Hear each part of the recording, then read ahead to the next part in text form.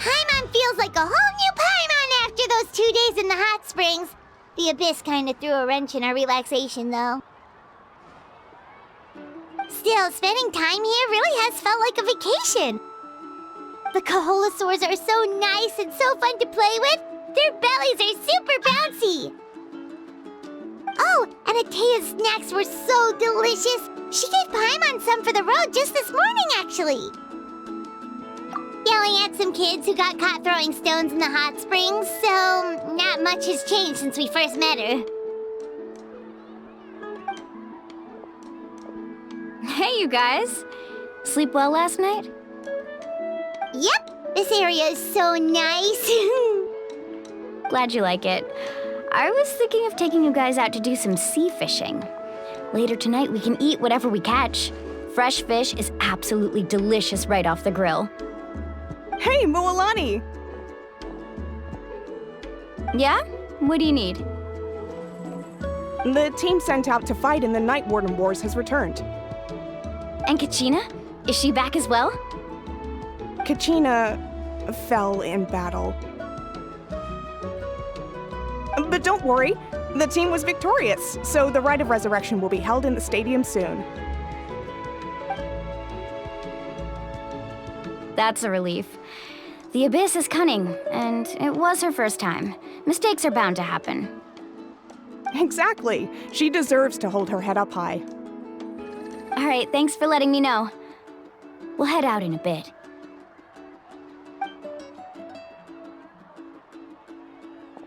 Jeez, she sounded a little anxious there. Had me thinking it was bad news for a moment. Mualani, you said the Abyss was cunning just now, but it seems like the Abyss just wants to destroy everything. Like, think about all those monsters that attacked your tribe. If there really was some sort of cunning plan, wouldn't it make more sense to send them to attack Kachina and her small team? Not that Paimon wants them to be in any more danger, it's just... Relax, I get it. The Abyss is difficult to understand, that's for sure. At a glance, it certainly seems like the only goal is total destruction. The Abyss isn't a living entity after all, so what capacity for logic or planning could it possibly possess? But through our long history of fighting the Abyss, we've realized things aren't quite so simple. 500 years ago, the Abyss invaded Teyvat. You know about that, right? That's right. Khaenri'ah suffered greatly during that time. But so did every other nation in Teyvat. And Natlan was the worst affected of all. It took the combined efforts of the then Pyro Archon and heroes from every tribe to finally repel the Abyss. Even so, the effects of the invasion lingered for hundreds of years, only able to be reversed little by little. Our tribe's waters were contaminated. The Children of Echo's territory was overrun by dangerous sludge surging from underground. Unrelenting black winds tore across the lands of the Flower Feather clan. It was like each disaster was designed for a specific tribe. Exactly. We once thought that the Abyss's desire for destruction was a sort of primal instinct, but its methods are, in truth, marked by intelligence. We now believe the Abyss has invaded the Night Kingdom, and has the capacity to read the memories of this land at any given moment. And that's how it became so dangerous and cunning, almost like it knows you inside and out.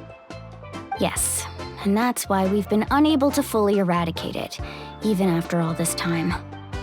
Luckily, the problems left behind by the Abyss have been successfully addressed by the various Pyro Archons we've had over the years. Now every tribe is prospering and things are looking up. I mean, just look at what we managed to do a few days ago. We totally fought them off.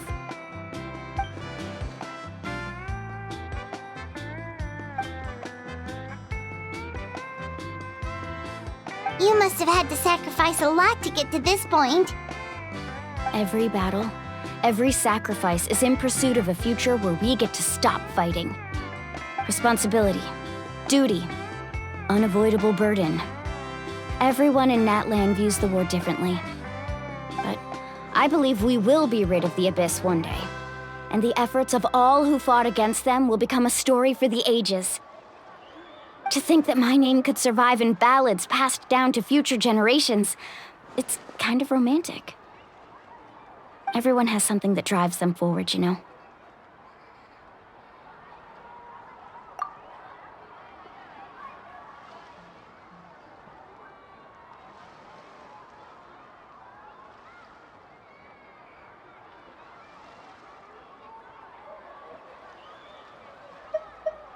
We have to.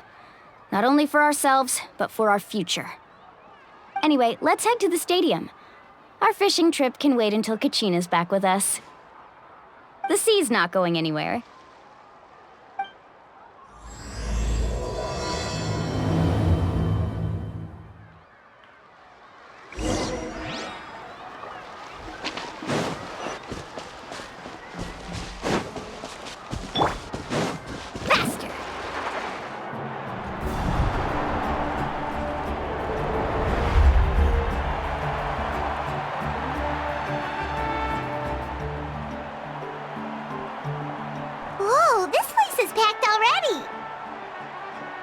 Of course. No one's gonna miss out on the chance to welcome our heroes back from battle. It's their moment of glory. Kachina's gonna be so flustered. She's never had this many eyes on her before.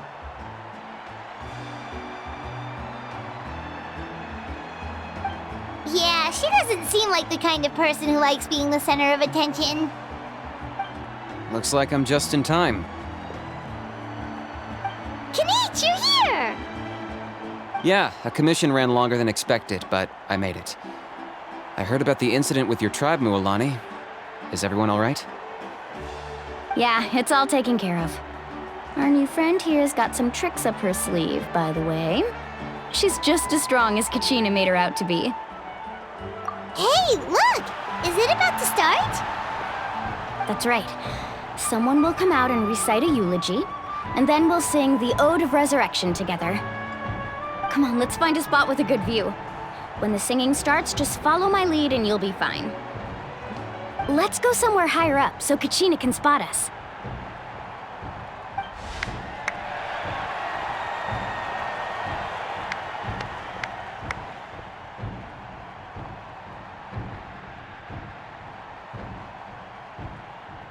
Warriors of Natlan, heed the call of life. We are the inheritors of memory and legend. Those who grew alongside sun and wind. Those who forged our own destiny and future. That is Natlan's fire, the lifeblood of our nation.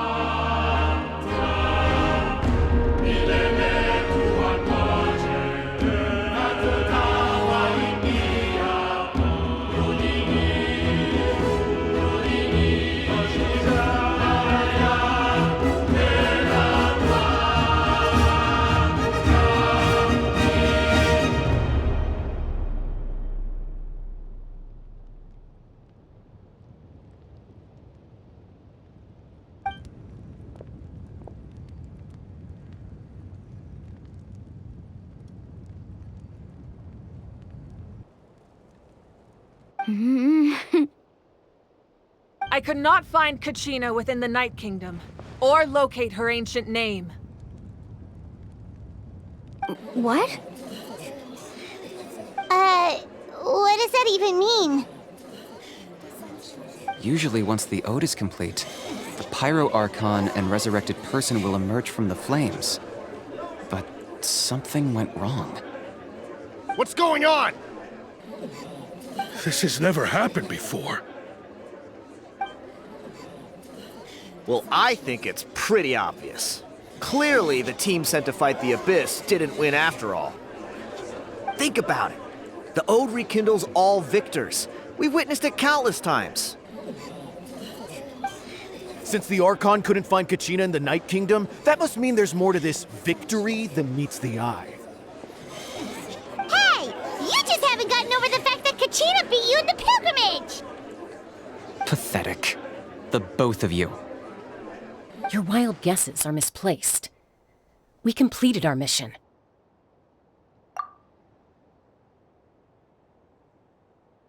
Maybe you did, but who's to say whether that little girl even contributed at all?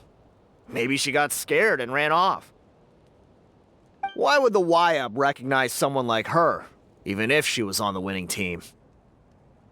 How dare you insult a hero of Natlan like that?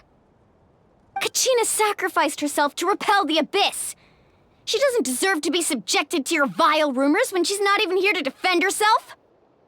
Calm down, Mualani. There's no point arguing with the likes of them. I can't just sit here and let them slander her like that. To insult a hero of Natlan, the person actually has to be a hero. You... Think about it, everyone. Who do you think is really at fault here? A girl who never should have even gone to war? Or the great Pyro Archon? Why would the rules of our nation suddenly stop working?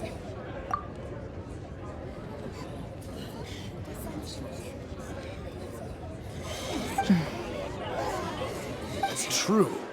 If she wasn't revived, it must mean she failed to achieve victory. Maybe the YUB interpret victory in different ways? I mean, that girl didn't look all that strong to me.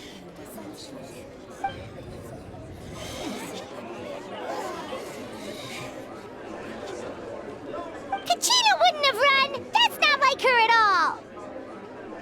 No, she's been waiting for this moment for too long. No matter how daunting the situation, no matter how scared she might feel, she's always the first person to stand up and face it head on. We don't even know what happened, so don't you dare try to use this as an excuse to vent your anger or slander her reputation. Fine. We'll find out what happens soon enough. Then, we'll see who truly deserves glory. That's enough.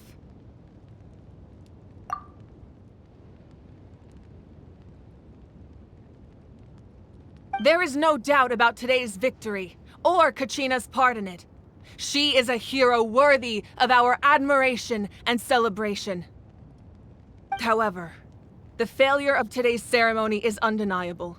Kachina has not been rekindled, and I offer you all my deepest apologies as I continue to investigate this matter.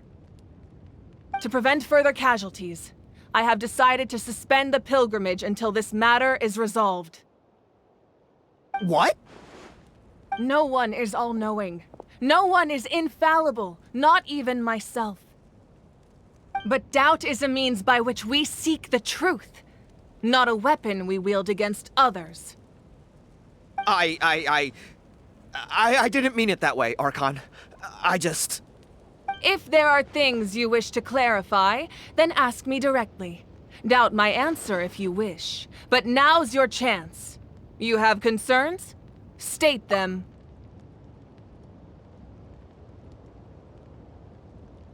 No, of course not. Even though I have said nothing to change your mind, then it would seem the truth never mattered to you at all. That guy doesn't even have the courage to answer the Pyro Archon's question. So much for all that glory talk earlier. I have a question, Archon. My friend Kachina. Do you have any idea where she is? It's extremely important to me. I know you said you were investigating the situation, but I'm sorry, that's not enough. I've already shared everything I know. If you want to learn the truth and rescue your friend sooner, you should join the investigation. So, what do you say? Of course I'll join. In that case, come see me in the speaker's chamber. We should join them. Oh, and if it's not too much trouble, could you drop by as well, Traveler? I'd like to have a chat. Rest assured, everyone, I'll keep the tribal chiefs informed on the progress of the investigation. Once again, I apologize for the outcome of this ceremony. If there are no further questions, let's part for now. Did she just ask us to come along? I believe she did. Let's go. I'd like to know what's going on myself.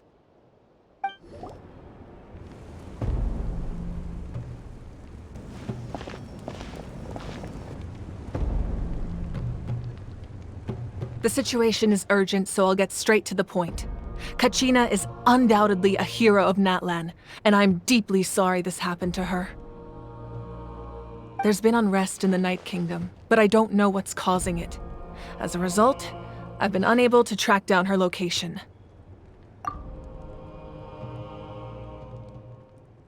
Until we find and address the cause of the unrest, the Ode of Resurrection will continue to be ineffective. And that means Kachina won't be able to come back? That's correct. Not until the problem with the Night Kingdom is resolved. How long will that take? It's hard to say. Kachina always dreamed of fighting the Abyss, of doing her part to defend Natlan. She wasn't afraid of death because she knew, if it came down to it, the Pyro Archon would be there to bring her back to life. Whenever we sat down together, exhausted from training, she would always hum the Ode of Resurrection. She was supposed to come back to us. We were supposed to hug her and celebrate with her and share her joy. We supported her every step of the way, but what are we supposed to do now? Sit peacefully and wait for her return? Lose ourselves in grief over her death? Tell me, are we her friends or her murderers? That's not fair, Mualani. It's all right. I understand your rage and your grief. Kachina's life means a great deal to me, Mualani. Believe me, I want to bring her back as soon as possible. I would give you that peace of mind if I could. But please, hear what I have to say so I can at least give you a broader picture of the issue we are now facing. Considering the recent attack on your tribe, I believe the Abyss has found a new means of undermining the rules of our nation. You mean... The Sacred Flame. The foundation of our resistance against the Abyss.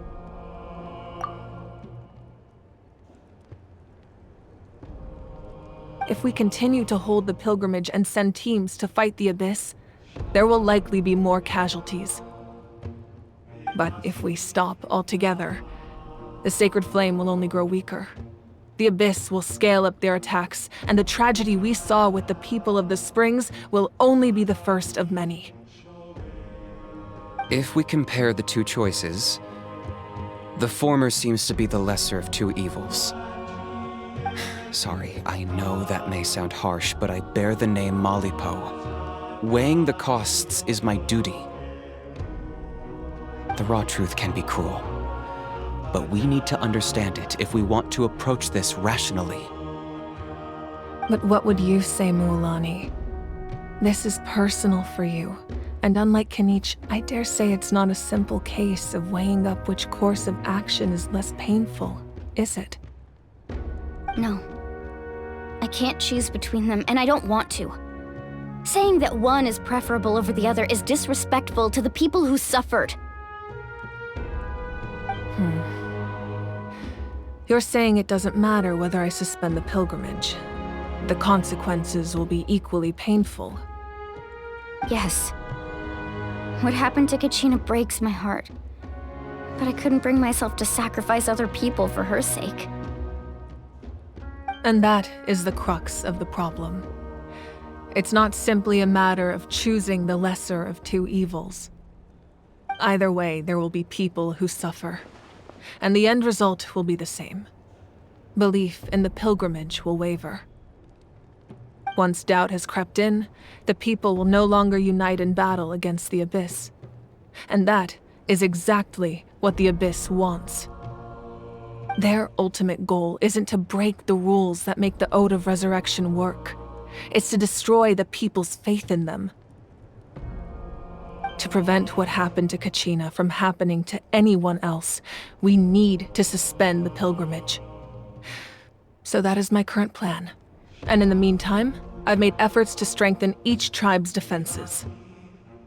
Then, we have to find another way of strengthening the sacred flame to keep the Abyss at bay. This won't be easy. I'll need time to figure out the best approach. I understand your anger, Mualani, but I hope that provided some clarity, at least. Wow. Hyman thought things were gonna get heated for a second, but the Pyro Archon took the time to explain everything so patiently. I owe you an apology, Archon. I let myself get carried away earlier, and I'm sorry. You're right. We need to focus on finding solutions. We could always hold the pilgrimage without sending a team to fight in the Night Warden Wars. That way, we would still be able to fuel the sacred flame. I've considered that, but the two events have nearly always been linked. Without the chance to fight the Abyss, pilgrimage rankings lose their prestige, and competitor numbers will drop. With fewer participants, the amount of contending fire produced will decrease, and the vicious cycle will continue indefinitely. So, essentially, the Abyss has taken Kachina hostage. You've learned about the concept of ley lines during your travels, yes? The Night Kingdom is something similar. Staying there for a short period of time shouldn't have an effect on the person. But with the Abyss in the picture, it's a different story. Your sense of self will be devoured until eventually you become one with the sea of souls. Imagine pouring a cup of water into a rushing river. You can try to scoop up another cup, but there's no chance it will be the same water you had before. I won't sugarcoat it. That is the danger Kachina is currently facing. Just like you said, Archon. Both of these problems need to be addressed. You can focus all your efforts on dealing with the Sacred Flame. I will go search for Kachina. The Abyss poses the same threat to you as it does to her. It is very possible you will not return. Knowing that, do you still choose to go? Kachina's waiting for us to rescue her. That's all that matters. I failed to protect her during our campaign, but I can make it up to her now. I choose to go as well. Traveler? What do you think? Understood. Then I'll support you in any way I can. The Masters of the Nightwind have a technique that can extract an ancient name from the ley lines.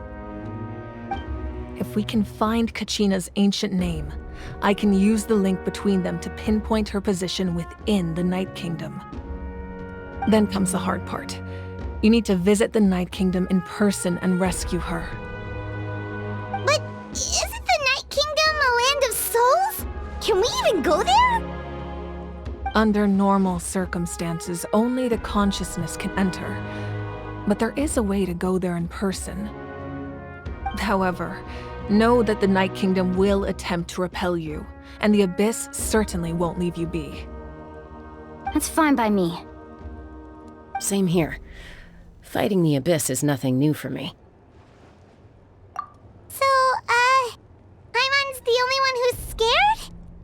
Well, if you're going, Traveler, Paimon's going too. Citlali of the Masters of the Nightwind once created an artifact that can be used to communicate with the Wyab. We call it the Spirit Speaker Stone. It was originally used as a ceremonial artifact wielded by the tribal chiefs, But that spiritual quality also means it can be used to search for an ancient name. That was the artifact I delivered to the Scions of the Canopy a few days ago. Didn't think I'd be hearing about it again so soon. Thank you so much for your help, everyone. Your thanks are unnecessary. I will offer you whatever aid I can, but your fellowship and courage are what will truly decide the success of this operation. Besides, you're the ones helping me. I can only focus on one thing at a time, after all. Traveler, I certainly didn't expect our first conversation to be so serious. I've heard all about your accomplishments. Ever since you arrived, I've been hoping to meet you and offer you Natlan's highest level of hospitality. Why? Why? Is that not what happened in the other nations you visited? Yeah, things were pretty complicated at the start. And, in the middle. But our reputation's solid nowadays. That's more like it. After all, I've heard you're someone who transcends fate. Perhaps even more than you can imagine. But we can talk about that some other time. Ideally, this would be the perfect night for a drink and some musical ambiance. But there are important things to be done. Oh, I almost forgot. Atea was wounded in the fight against the Abyss. She wanted us to give this to you. It embodies fond memories and my strength of will. That's what she asked us to tell you. She said you'd know what that means.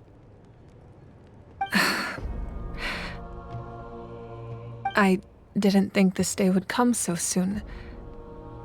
The flames of her life force. I can feel them flowing within the talisman. If things were different, the two of us could have enjoyed the hot springs together while she gave this to me in person. We're supposed to be hot spring buddies after all. But don't worry. This talisman means a great deal to me. I'll take good care of it, and once this is all over, I'll pay Atea a visit.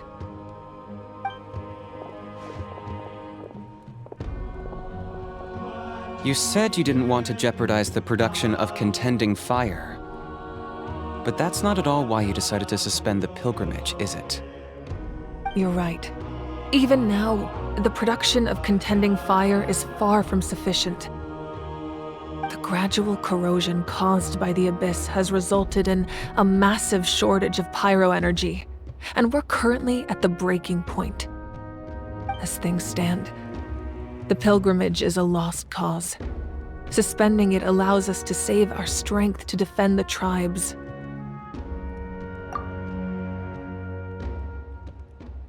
The Abyss has brought catastrophe to Natlan, and Kachina's disappearance in the Night Kingdom is a direct consequence of that. We can't let the general public know that. No. If the public learned that Natlan's destruction was close at hand, there would be immense panic. But if I said nothing at all, they would have continued to question the integrity of Natlan's heroes. Another simple choice. The latter was clearly the better solution. But you chose otherwise. I have never subscribed to the belief that the right choice is the one with the fewest sacrifices. Let's go. There's still a way for the sacred flame to last a little longer. You mean? Yes. Come with me.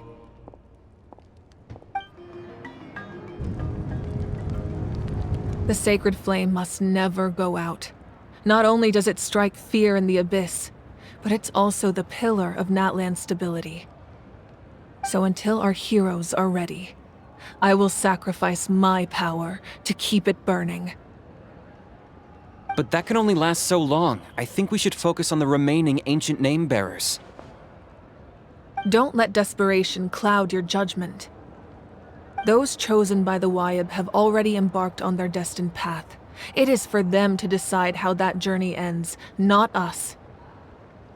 All we can do is support them. Even so, for you to make this sacrifice, it's not right. If not me, then who?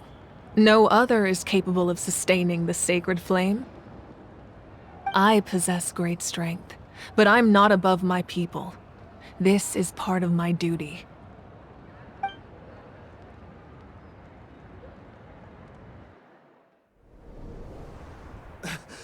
Archon, it's the Fatui!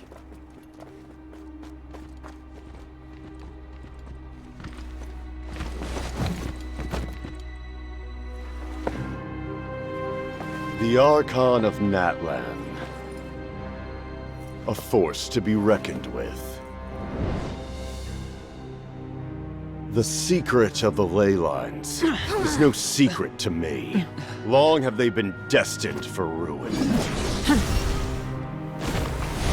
And since the oath made 5 centuries ago remains unfulfilled, what use is the Gnosis in your hands? I don't know what you mean. But it sounds like this is about more than the Tsaritsa. In times of crisis, someone must pick up the mantle of salvation. Your plan has reached an impasse, and now it falls to me to create new rules for Natlan. But before the dawn of a new age, the old must be destroyed.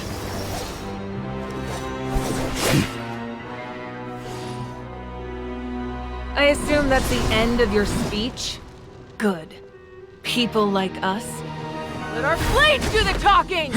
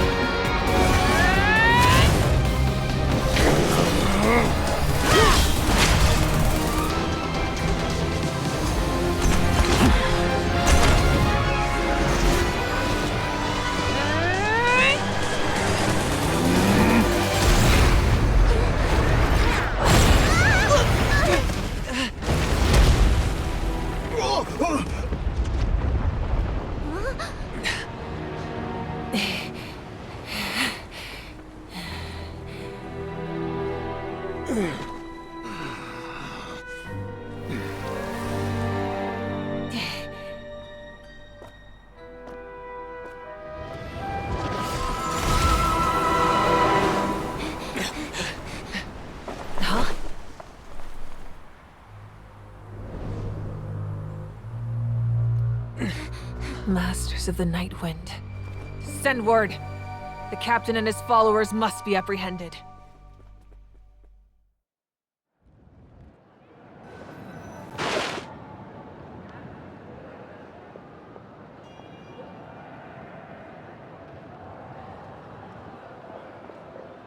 Are you alright, Archon? He was a formidable opponent. Exactly what I would expect from the first of the Fatui Harbingers. I never imagined someone could match you in combat. If the Tsaritsa sent him here, why would he bring up what happened 5 centuries ago? Yeah. And how much does he know about Natlan? The Harbingers are all driven by their own personal goals. The only purpose that unites them is collecting the Gnosis. But I'm sure the captain has his own reasons for being here as well. Whatever his motive, we should shift our focus to the Fatui. If they attack again and we're not prepared, we're done for. No, we're running out of time. The wound I inflicted should hold him back and weaken him for the time being. Besides, I'm sure you noticed, the power that came to his rescue just now came from the Masters of the Nightwind. In other words, there are traitors among us. Not necessarily. This could prove to be a very valuable turn of events. When we exchanged final blows, I sensed an unusual presence within him. I'll need to investigate further. Kinich, go to the Masters of the Nightwind and look into who could have aided the captain. Speak to Citlali. She should know. Of course, I'll head out right now. Do you still intend to... Yes, but fear not.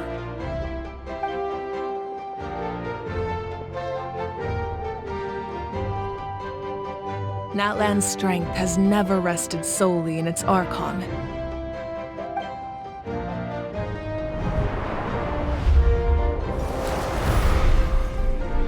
Together we foresaw the only path that leads to our nation's future. We must trust in that vision now.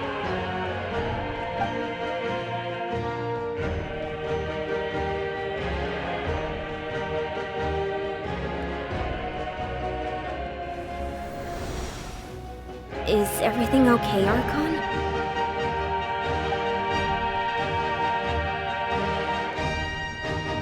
Completely fine. Just lamenting the fact that I never got a picture when I could still turn my hair into flames. Too late now. I just hope the others have a safe journey.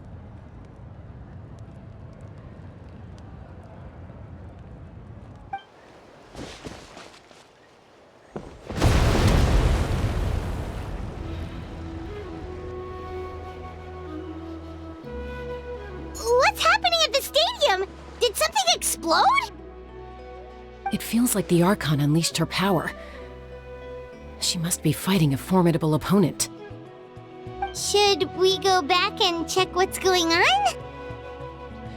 Have faith in the Archon. She wouldn't lose in a one-on-one confrontation. Once we find Kachina's ancient name, we'll head right back. Okay, let's just keep climbing. Paimon really hopes nothing goes wrong.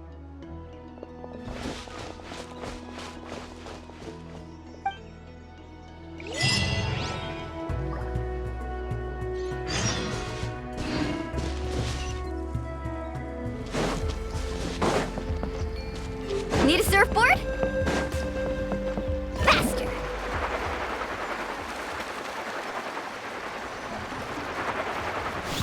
What can you tell us about the scions of the canopy? The tribespeople are very adventurous. Oh, kinda like us then. I'm not so sure. You don't strike me as the type to enjoy danger. The scions of the canopy are a bunch of thrill-seekers.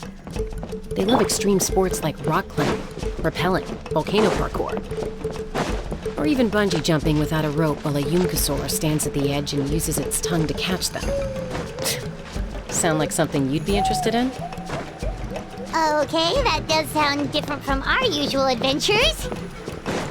Paimon's not doing any of that. She can just cheer you on from the sidelines.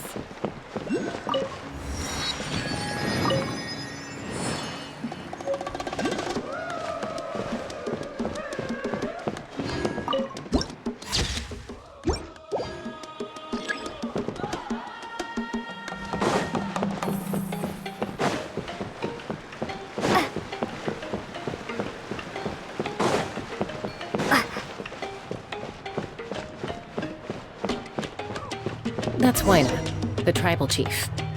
Let's head over to him.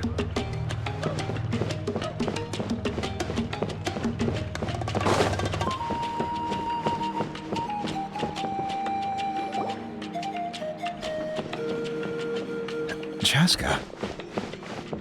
Nice to see you again, Waina. I'm afraid we don't have time for pleasantries, so so I'll get right to it. We're here for the Spirit Speaker Stone. Whoa, hold on a second. At least tell me why you need it first. My friend Kachina is trapped within the Night Kingdom. We need the stone to find her ancient name and rescue her. Rescue her? From the Night Kingdom? That's right. I'm sorry, but someone needs to tell you what you don't want to hear. Going there, a mature warrior would never make such a foolish decision. The nature of battle is unpredictable. You never know how it's going to end. Losing a friend is tragic, but when that happens, the best thing you can do is focus on how to prevent further casualties. I appreciate what you're trying to say, Chief Wyna. But if the price of maturity is abandoning a friend in need, I'll choose foolishness any day. If Kachina's still holding on, then so will I. I thought you might say that. Is something wrong, Wyna? This doesn't seem like you. Life isn't complete without taking risks. That's always been your mantra.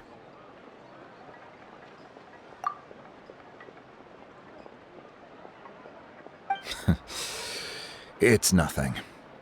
The Night Kingdom is a dangerous place. Can't blame me for checking if you were up to the task. If you're that determined, far be it from me to stop you. Here's the stone. Keep it safe, okay? It's not like we have a spare. Thank you.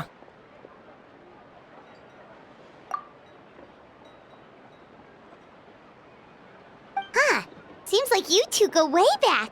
But aren't you from the Flower Feather Clan, Chasca? Oh, Chasca's a peacekeeper, so she's famous throughout the tribes. She's always the one people call to resolve conflicts, so we slowly got to know each other that way. Her younger sister Quichi's always hanging around our tribe, too. She's helped us out a lot in the past. Oh, you have a younger sister?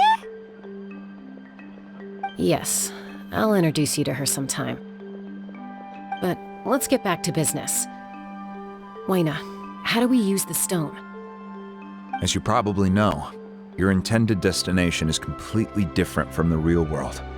The Night Kingdom is like a river flowing with concepts, and the ancient name you seek is like a tiny fish swimming downstream. In that sense, the stone is like a fishing boat drifting down the river, but the boat alone isn't enough. You need a fisherman experienced enough to steer it in the right direction. We couldn't do that ourselves? With a little practice, I'm sure you could. You have the strength and the talent. If you want to make sure this works, though, I could recommend someone to you. Who? Vichama, a legendary warrior and scout from our tribe. He's got a keen eye and a well-honed intuition.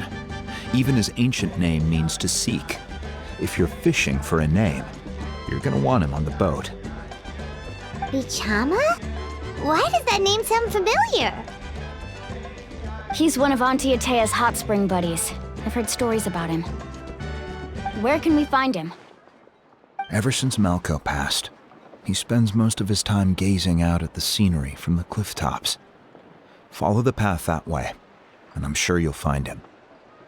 Thank you. We'll go look for him there. Good luck. I hope everything goes well.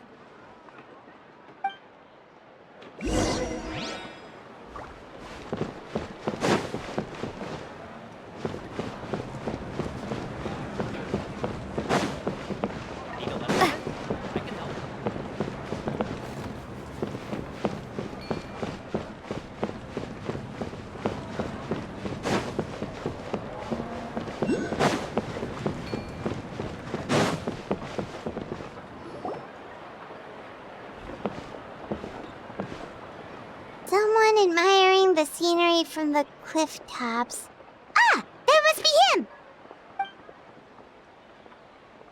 Hello there, are you Vichama? That's me. Did you need something?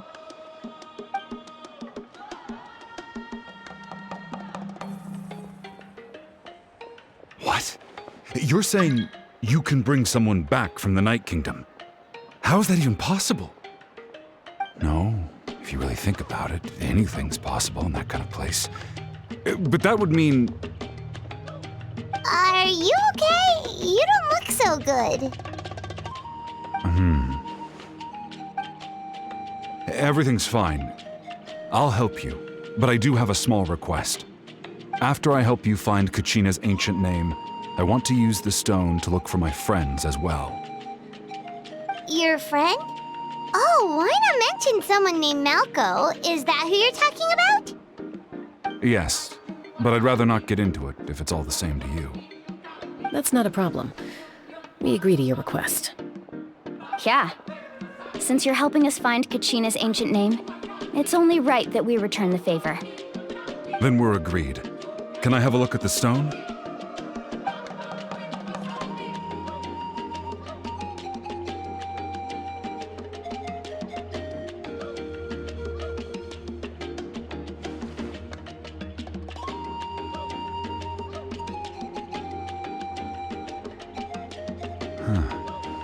I see.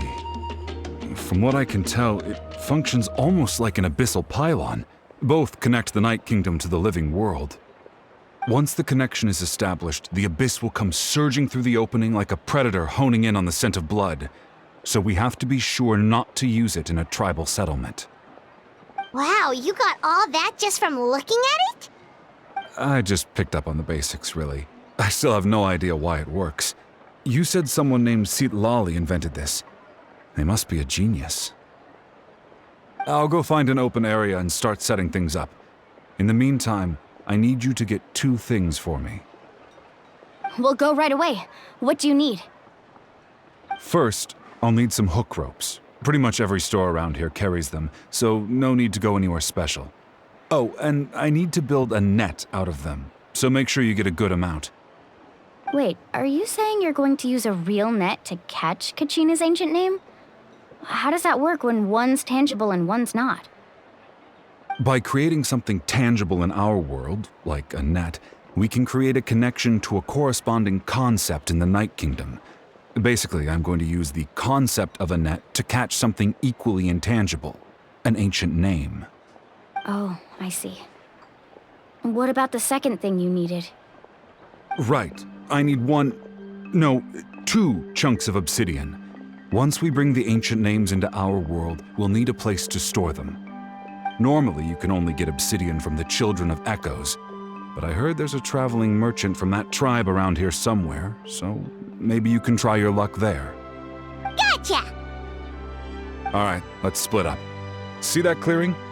Let's meet over there when you're done.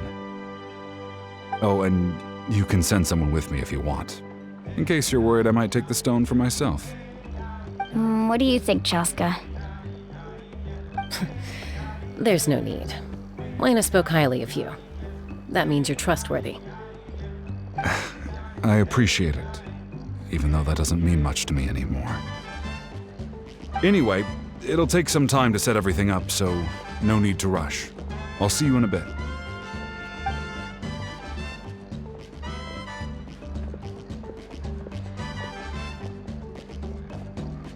What an odd guy. He seems so defeated, but also really invested in the stone at the same time. I don't have any more insight than you, Paimon. Let's just focus on the preparations for now. Hang on, Kachina. We're coming for you.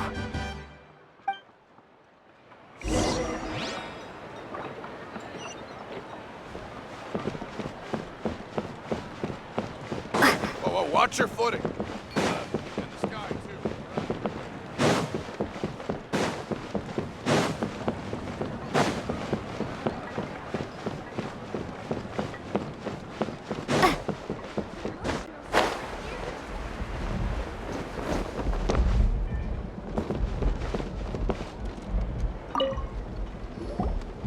Hello. Do you have any hook ropes for sale? Hook ropes? As in rock climbing equipment? Yes. How much for your whole stock? Oh, the whole thing? Let me see. That would be 30,000 mora in total. Deal? Deal. Wait, really? What, you want me to drive down the price? We just need these as fast as possible. Thanks. Oh, no problem at all. I'll even pass along some information on the house. These ropes are usually used by rock climbing enthusiasts. If you want to learn, Roka's the person you want to ask. All right, that's everything. Here you go. Now we need the obsidian. Let's go talk to the traveling merchant Vichama mentioned.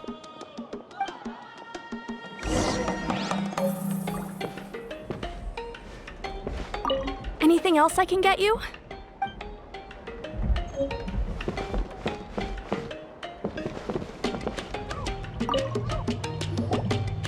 Excuse me, do you sell obsidian?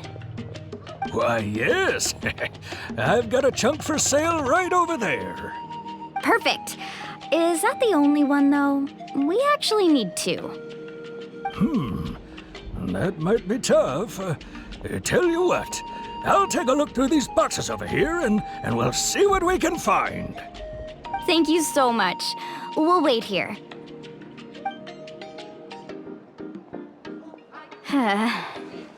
Relax. Everything's going according to plan. I know, it's just... I could tell Vichama feels the same way about his friend that I do about Kachina.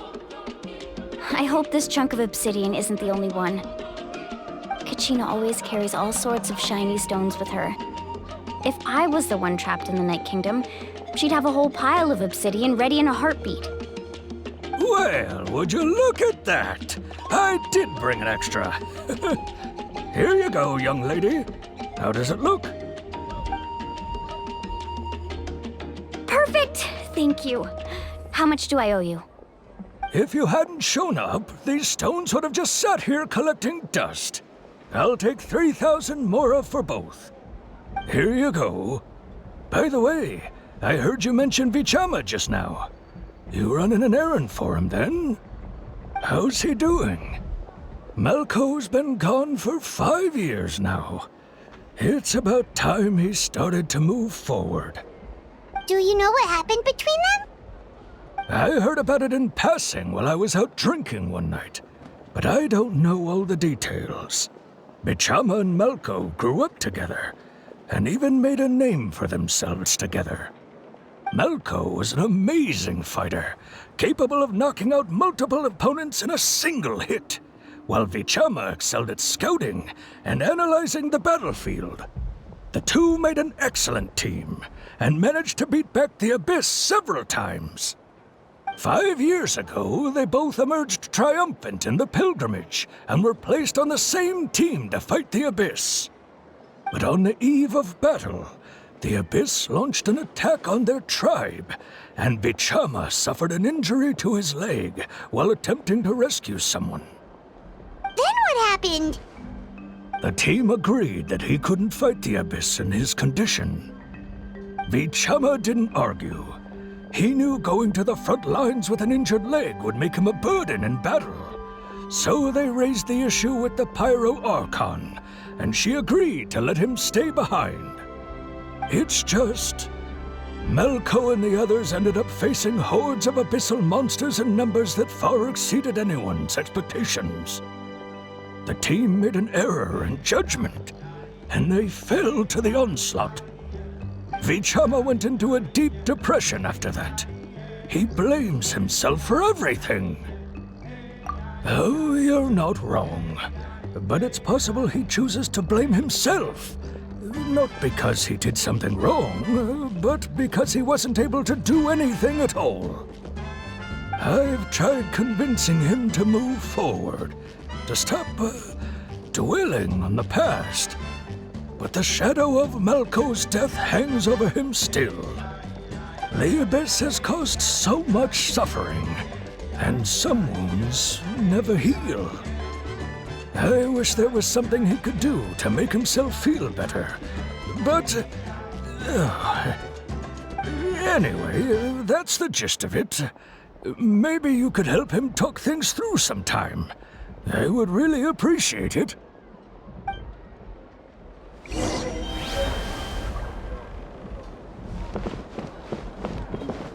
I hope Vichama can move past this whole thing soon.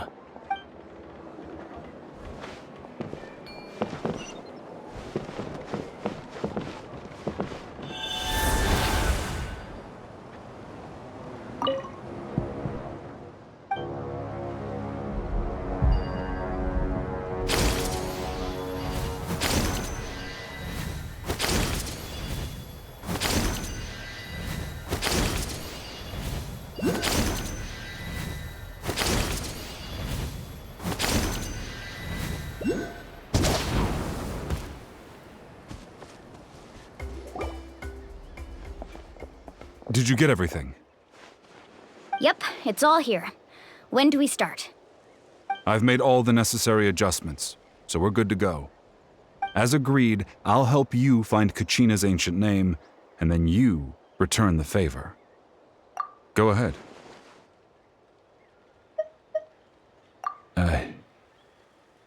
Yes. After Malko fell, I scoured the battlefield to see what happened.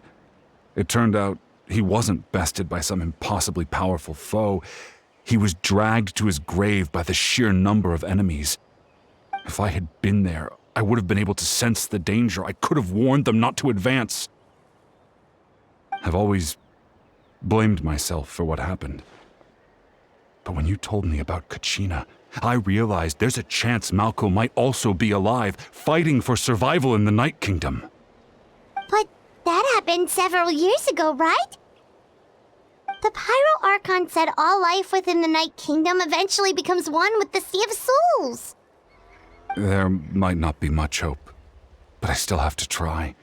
Malko and I promised each other, even if we never managed to root out the Abyss for good, we would fight together until the end. All right, let's get to it. I'll start searching for the conceptualized version of Kachina's ancient name. If you see any fragments scattered around the area, please collect them.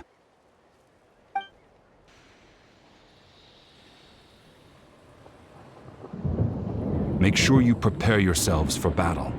As I said, the stone will link the mortal realm to the Night Kingdom.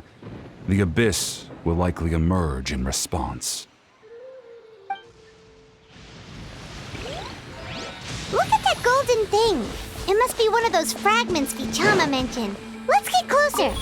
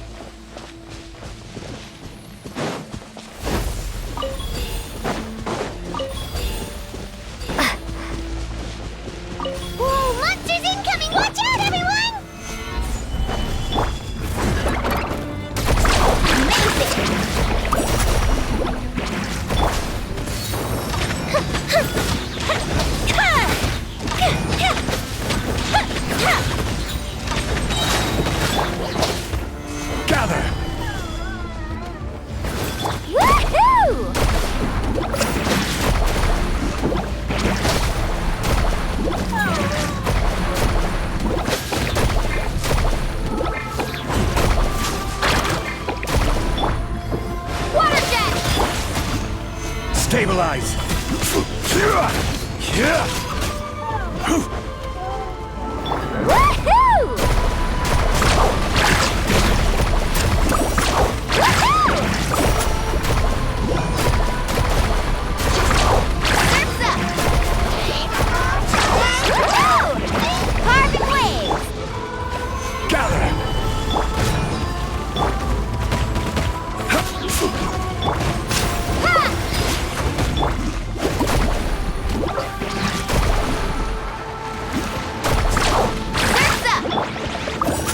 Solidify!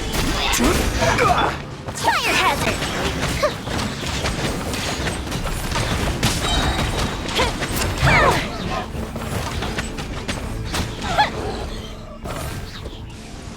How much longer, Vichama? Not long! We're getting close!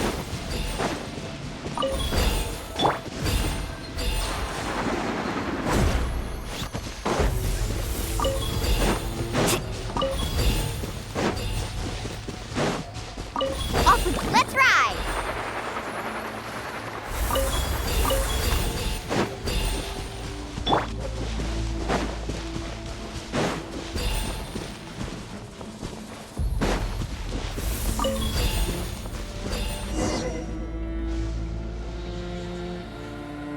Vichama!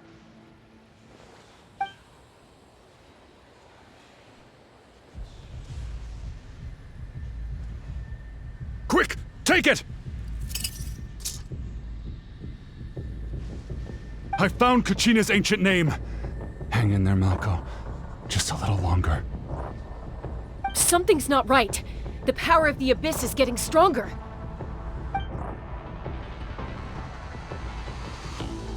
The Abyss is corroding his body. Vichama, you can't keep going. You'll die. I should have died 5 years ago. I just need a little more time. Please, I'm almost there. Thank you.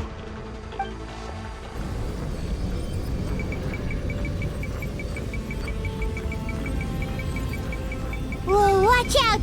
The power of the Abyss is strong.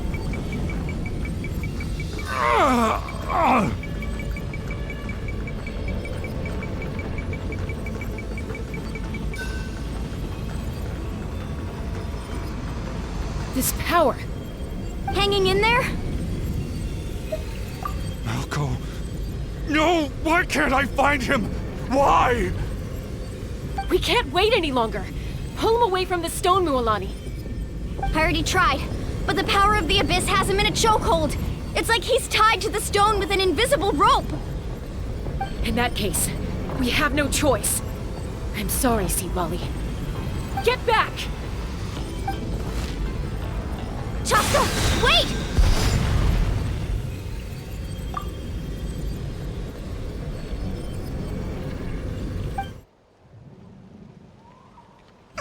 Ouch! What happened just now? It looked like the spirit speaker's stone was... The stone's power was spiraling out of control. The only way to stop it was to destroy it. You were all caught in the shockwave of the explosion. You might feel dizzy for a while, but that's normal. Give us a heads up next time, will you? You're lucky we managed to dodge it in time. I thought I said to get back. Yeah, barely a second before you made it go poof. Not everyone has your reflexes, Chasca. We were this close to getting dragged into the explosion. Okay, I'll be more careful next time. At least Kachina's ancient name is still in one piece. Wait, where's Vichama? Vichama! Vichama! I couldn't find Malko's ancient name. It must be completely gone by now. Once your ancient name disappears, there's no coming back. From the very beginning, I knew there was a slim chance, but still. And now... it's too late to save him. From the minute he left that day, it was already too late. Vichama. I'm sure he's heard enough condolences over the years. Let's just give him some space. Huh? What's that in your hands, Vichama? It looks like something's glowing. Huh? This is...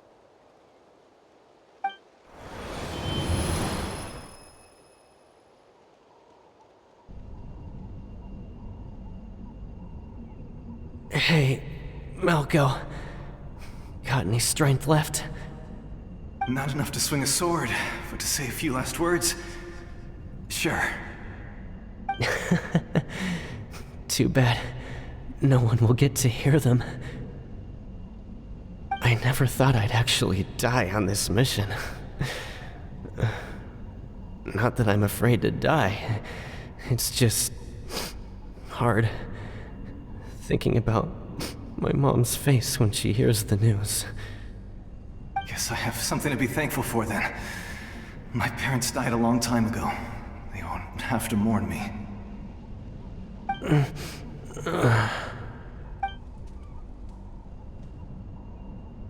Pisak! Always had to beat me at everything, didn't you? Right to the end, you were never one for goodbyes. Maybe you're right. Maybe no one will get to hear our last words. But just in case... Vichama... I'm so glad you didn't come with us. Don't be sad. Just... keep on living. For the both of us.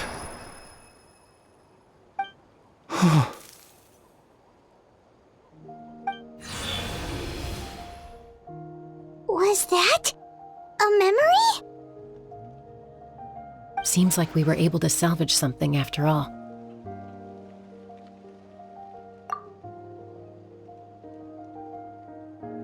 Of course. Seeing him, hearing his voice again, it makes me unbelievably happy. But it also brings with it an even deeper pain. A deeper pain? Why? Malco was always the type to put on a brave face. But in that memory just now, his hands were shaking, and his smile was forced. For all these years, I regretted not being able to fight alongside him to the end. And now I know, at the end of his life, he was thinking the same thing. Vichama. I'm fine. Actually, I heard Chief Wyna wasn't really on board with your plan to go to the Night Kingdom. When you asked for my help, I hesitated too. I knew helping you find your friend's ancient name meant leading you one step closer to danger. But I also understood why you had to try. Everyone has regrets in life, but not everyone gets the chance to make up for them. Once allowed to fester, guilt strips us of our most valuable qualities as warriors. In that sense, we might as well choose the braver path from the very beginning. If I could do it all over again, I would have followed Malco to the front lines no matter what. Even with an injured leg, there were still things I could have done. That way, even if the outcome stayed the same, I still would have fought alongside him to the end. There are critical junctures in life, and if you don't seize the chance to act, there's no going back.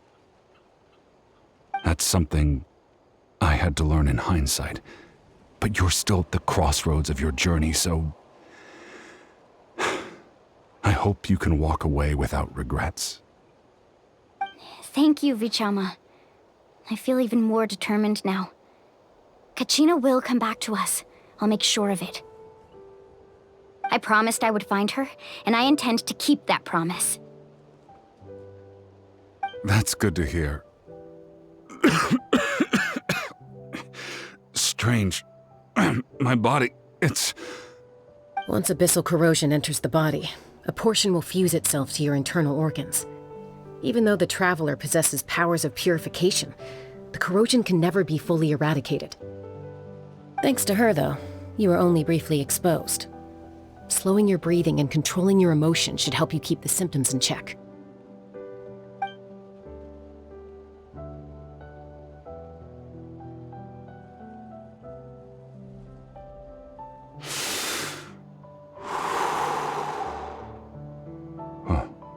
That does make me feel better. You seem very knowledgeable about all this. Just speaking from experience, that's all. Anyway, we've recovered Kachina's ancient name, so we're off to a great start. Let's get Vichama back to his tribe and tell Wyna the good news. Oh, and apologize for destroying the Spirit Speaker Stone. We had no choice, though, so he'll probably understand. Right?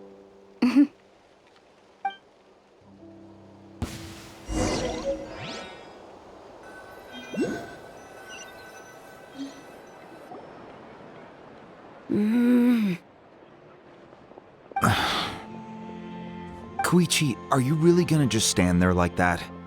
I don't know what you want from me. I think you know exactly what I'm trying to say, Uncle Wyna. I can hear it in your voice. Honestly, it's just one thing after another with you two. They're back. Koichi? What are you doing here? Don't play dumb with your own sister. You know exactly why I'm here. My apologies, everyone. I just need to borrow Chasca for a few minutes. You come with me.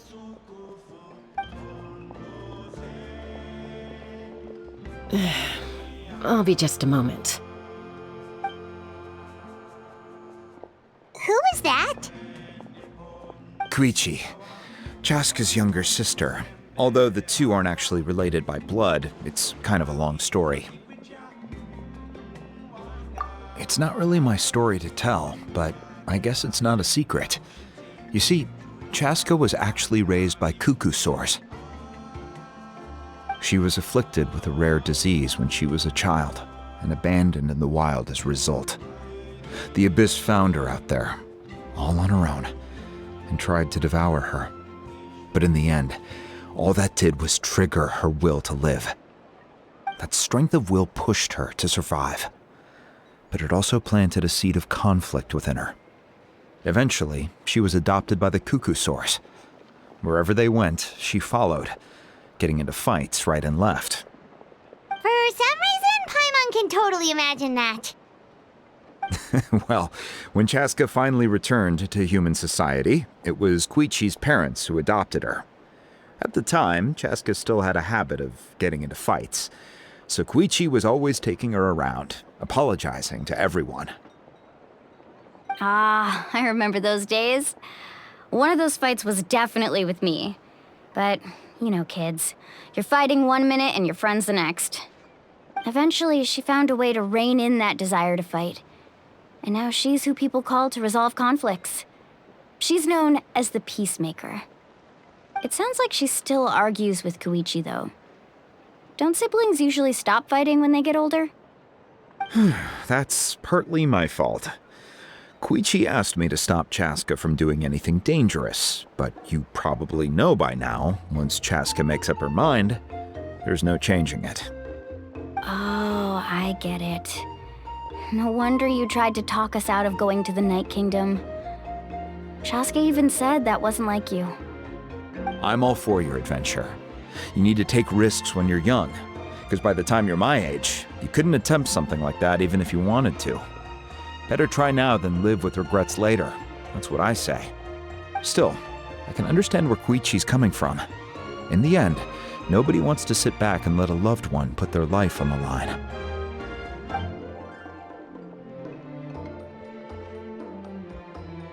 All right, it's just the two of us now. You have 1 minute to explain yourself. I don't have anything to say. You don't have to approve, but you should know I only do what's necessary. That attitude is exactly the problem. It's like you don't care. You try to sneak off to the Night Kingdom behind my back and then play it down as if it's just a trip abroad. Well, technically I am going abroad, right? Again with the excuses! We agreed, didn't we? There are 4 levels of danger. If it's not something urgent, you can only engage in level 2 danger and below. You can only go up to level 3 if a situation is so dire there's absolutely no alternative. But a trip to the Night Kingdom? If that's not a level 4, I don't know what is! And you were just going to sneak into the place without saying anything! What do you mean, sneak into the place? I always planned on walking in there with my head held high. You bought off Uncle Wina, didn't you? He promised me he'd stop you from doing anything dangerous. Oh, it's like he didn't even try. You feel like he went back on his word. What if I told you my mind was made up, and there was nothing he could have done? Not even by force. Oh, I knew it! So he did try to say something, but you didn't listen. This is important. If you were in my shoes, you'd make the same decision. You don't know that? I'm a doctor, and I handle logistics. If you're going to waltz into a dangerous situation where you could lose control at any moment, it's my duty to say something. All right, whatever. Anything else? What do you mean, anything else? Why don't you reflect on what you've done and promise me you'll stay put? Time out. Is this one of our normal arguments or a serious one? Chasca, does it sound like I'm joking? Then, you need to know something. What happened to Kachina was partially my fault. I can't leave her there to die. That's not who I am.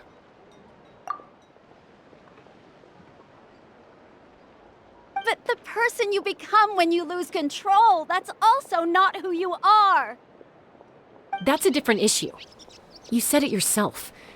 A person is only as good as their morals. If I want to live in Natlan, I need to display qualities that make me worthy of this nation. I've also told you that managing your condition is equally important. Sometimes you have to make sacrifices. All right, let's stop this here. If we keep going, I might actually have to get serious. And I think Wyna prefers his roof attached to his house. Is that a threat? That sounds like a threat to me. Koichi! Younger sisters are supposed to listen to their elders. So, you're really going to go, no matter what I say? I'm supposed to be your sister. Then support me. I'll be back. All you have to do is wait. Chasca. So, that's it. Why'd you have to turn out to be so darn annoying?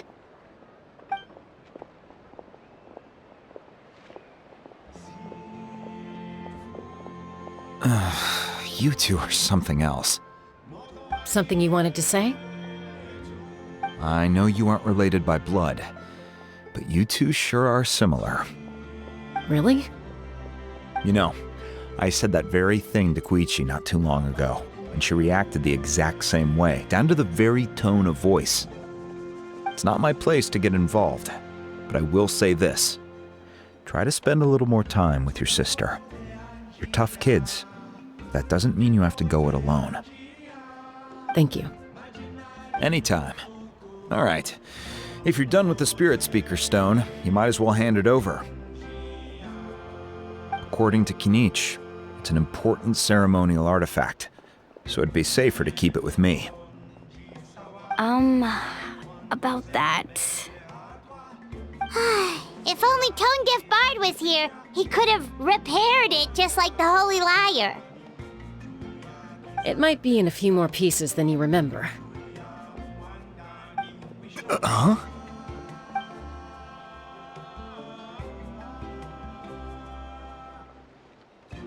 I see. Sounds like it was an urgent situation. If someone's life was on the line, then you had no choice. Still, Citlali's going to be a nightmare to deal with now that you've broken her stuff. I'll explain everything to her later. Stay safe out there in the Night Kingdom, okay? I'll wait here for your safe return.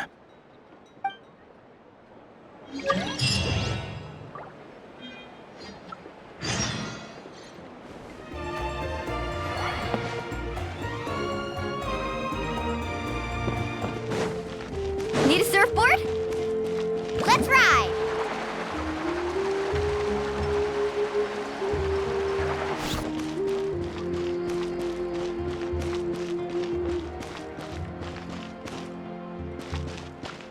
Faster!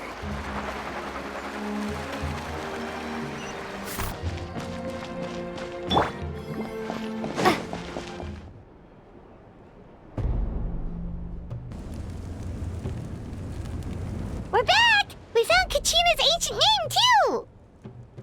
Well, it's fairly complicated. Let me give you the condensed version.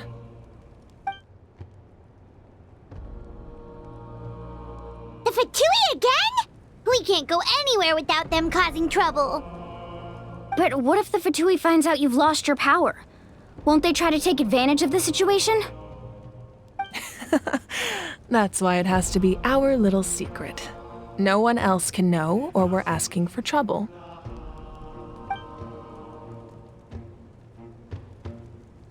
Look, I wish I could offer you some sort of consolation, but I won't lie to you. With multiple factions closing in, there's nothing comforting about the situation we're facing. Still, all you need to do is focus on your goal. You can leave the complicated matters to me. I can also step in on the Pyro Archon's behalf. There's a limit to what I can accomplish, but I'll help you however I can. There's no need to be so modest, Iansen. Your incredible strength has long been a well-known fact. You're the pride of your tribe. Archon, I'm sorry about before. You have so much on your plate, so much that you have to worry about. But all I could do was focus on my own feelings. You have nothing to be sorry about. We all get overwhelmed by our emotions, myself included. Your reaction to Kachina's disappearance, I understand that feeling very well. Well, now that we have Kachina's ancient name, let's go track her down. Follow me.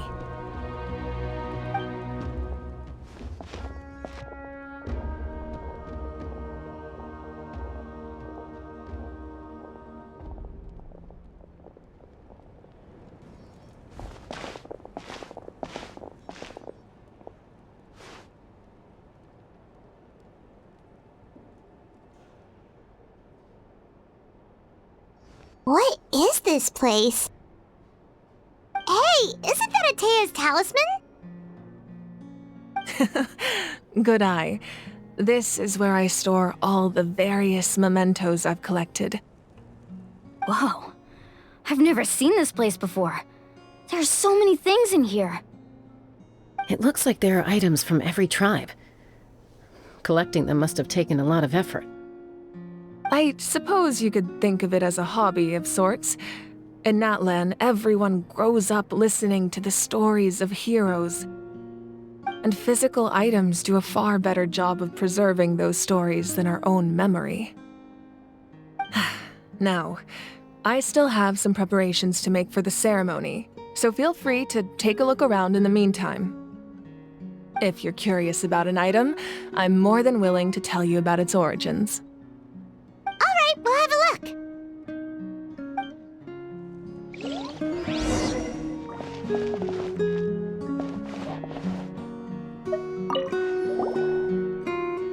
Whoa, that belt is bigger than Paimon's head!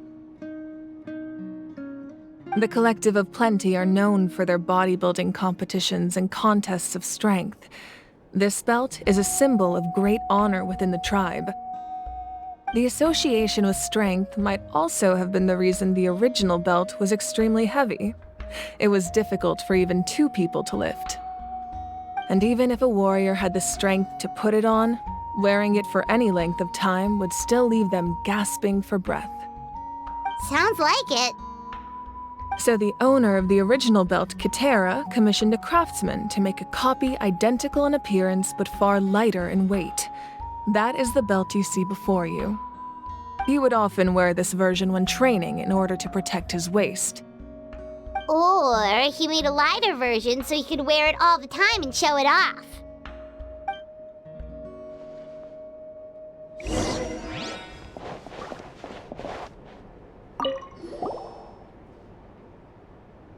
There are so many jars and potions around here. Do they have anything to do with alchemy? No, those belong to the Masters of the Nightwind. They're ceremonial tools used to amplify the ability to communicate with the Night Kingdom and the Wyab. Yamaya is an expert in this field, and she taught me a lot. Even though she appears stoic and serious, she actually has a keen sense of humor. The tools you see here are quite traditional. Her students found them outdated, so she passed them on to me. The contents of the jars aren't all that special. Oh, except the big jar in the middle. That's what she really wanted to give me. Ooh, must be something really cool. What's inside?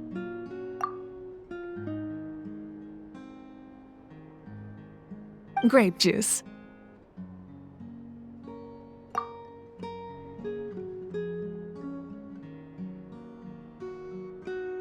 Huh? It's quite tasty, although probably expired by now.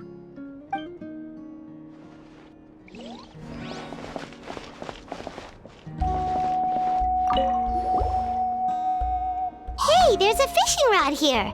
It must have belonged to the people of the springs. That's right. It belongs to a legendary fisherman named Matavaru. I have his entire set of fishing equipment, actually. He and I met in a tavern. He told me about a particular kind of giant fish and his meticulous plan to catch it. In his eyes, I saw a hunger and a strong fighting spirit. To him, the sea was the battlefield upon which he staked his honor. So, did he do it? The next time I saw him, he was covered in scars. It turned out the fish he sought had been corroded by the abyss. He managed to kill the fish, but sustained a serious injury in the process, which meant he could never go deep-sea fishing again.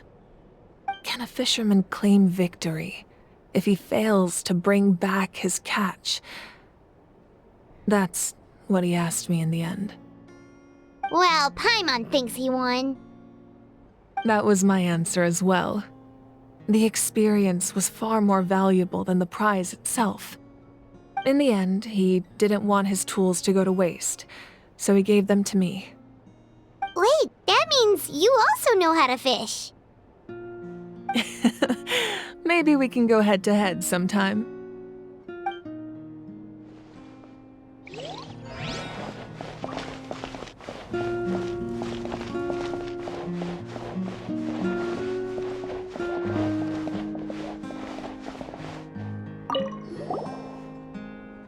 This is Atea's talisman.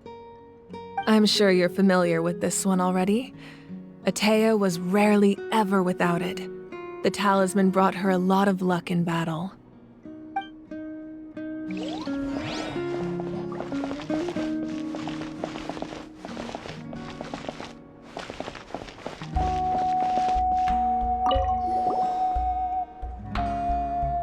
Whoa, this weapon is huge! Which tribe did it belong to? Ah, that weapon belonged to Tenoch, a hero from 500 years ago. Strictly speaking, he didn't belong to any single tribe. That's because even before the disaster with the Abyss broke out, he had already been exiled. Exiled? It was a punishment imposed out of necessity, but he accepted it all the same. He believed it was what he deserved. When the Abyss attacked, the tribes found themselves in urgent need of a powerful figure to lead them into the battle, and there was no one more courageous or resolute than him. He united the 6 tribes and accomplished great feats throughout the war. Ultimately, he perished, and because he had already lost his ancient name, the Ode of Resurrection was unable to bring him back. And so, he was laid to rest, alongside the countless warriors and civilians who lost their lives, buried in the soil of his native land. Wow, he sounds like a true hero. Indeed, even now his story is told throughout the land.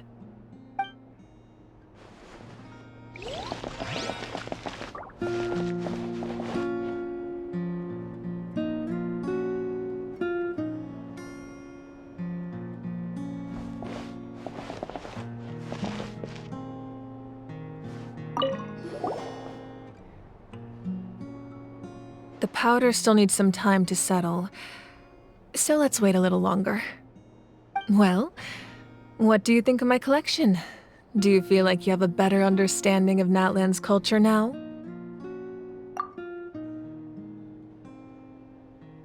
Yeah, if each item represents a different story, seems like Natlan's really been through a lot. Does every item hold a special memory, just like Atea's talisman? That's right. The items in my collection actually serve a similar purpose to the ancient names passed down among the tribes. They demonstrate the true shape of time. The shape of time? Most people perceive time as a linear concept, almost like a straight line that can only move forward. We cannot change the past or predict the future. But there's also a different theory, one that I believe to be closer to the truth. Namely, that the past, present, and future all exist at once. At once? Paimon's not sure she understands. Let's say your journey ended right now. Thinking back on your experience in each nation, which one would you say was the most important? Exactly. Even at the end of your journey, the things you experienced along the way don't cease to exist. They become part of who you are. Take out a portion of that journey, and you would likely make very different decisions, and eventually arrive at a very different destination. The future is the same way. It exists even though it has yet to come to pass. We just lack the means to perceive it. Of course, there are those with the power to foresee the future. They simply call it by a different name. Fate. You're quite familiar with that concept, I would imagine. That does kinda make sense. The future hasn't happened, but already exists. Humanity excels at living in the present, but too often we forget the past and neglect the future. While the pilgrimage and the Night Warden Wars lead us to a better future. Only by uniting the people of Natlan across countless eras can we fight back against an enemy as formidable as the Abyss. To come up with such a set of rules, the first Pyro Archon must have possessed a level of insight I can only imagine. That's correct. At first, he was a mortal man with no special power. After he ascended to the divine throne, he used it to borrow power from the heavens and establish the rules of Natlan. Namely, a framework through which ordinary people can ascend to Archonhood. By holding the pilgrimage, we're able to determine the strongest among us, and when that person ascends to the divine throne, their inner flame will awaken. In addition, the sacred flame will grant them significant knowledge and memory of this land. After all, that's how I came to know everything I just told you. So, it all comes down to the power of the divine throne and the rules. Wait, is that a family portrait? Yes, that's my mother, father, younger sister, and the little saurians we raised.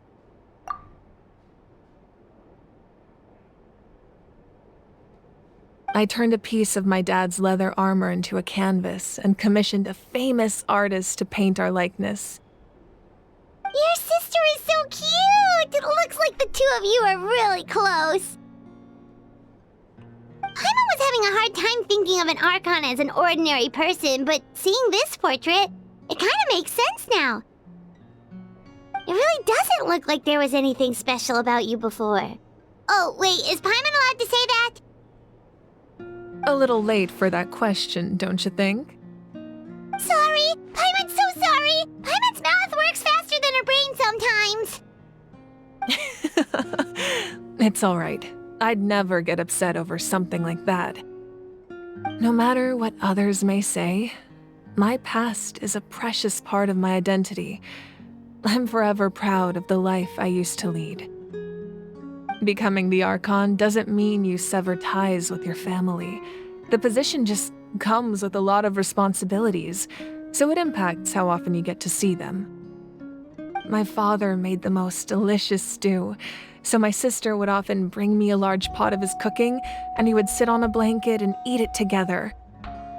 One time, we didn't close the door securely, and the saurians we were raising ran into the room and knocked over the entire pot. My sister immediately burst into tears. The two troublemakers were going for the meat, but when they saw my sister's distress, they froze on the spot. I still remember the way they laid there, sulking like a pair of children, even after making such a mess. It was frustrating, but in the end, all I could do was comfort my sister and move on. Wow. Isn't that what being a family is all about? I think about that story a lot, actually. As the Archon, I made a vow to defend this nation, and experiences like that, they remind me exactly what I'm trying to protect. Well, what happened after that? This portrait looks pretty old. Your sister must be all grown up by now, right? I believe she ended up working as an architect and artist. She built many houses and crafted many beautiful works of art. Anyway, That's enough about me. Now that the powder is settled, we can begin. Iansen, Mualani, Chasca, over here, please. Place the ancient name up there, and then we'll begin.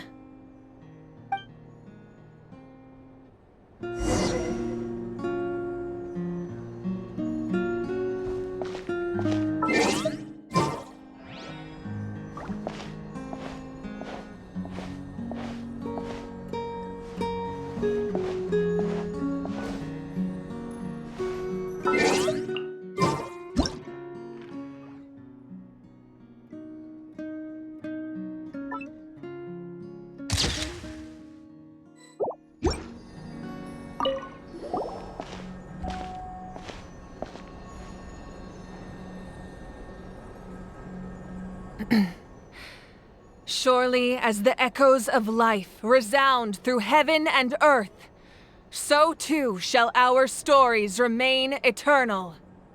Ancient name, take us to your fated bearer. Allow her to answer our call.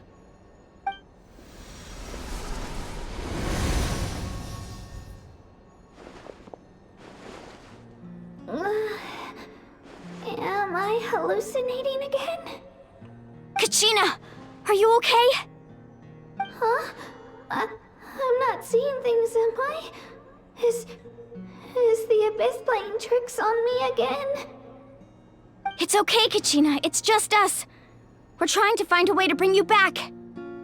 Everyone, you have to listen to me. I've been investigating the Night Kingdom this entire time, and I figured out what's wrong. The Wyab is being affected by the Abyss. I was waiting for the Wyab to send me back, but then this really strong monster came in and almost killed me. The Wyab saved me, even though its power is weakening, so I've been hiding from the monsters while trying to find a way to help.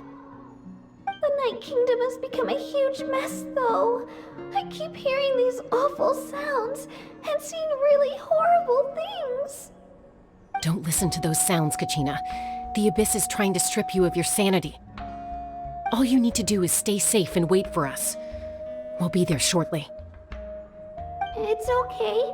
I feel so much better now that I've had the chance to talk to you guys. You don't need to worry about me. I've never been strong or special at all, really.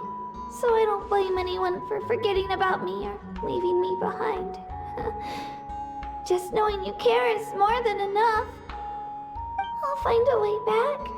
You don't have to put yourselves in danger to come rescue me. You're always like this, Kachina. Now's not the time to act tough. We're coming for you, and that's final. I don't know what lies the Abyss has been feeding you, but I'll tell you something right now. Nobody here sees you as a burden. You're a victor of the Night Warden Wars, a hero of Natlan. All you need to do is wait for us to rescue you, and you'll get all the applause and recognition you deserve.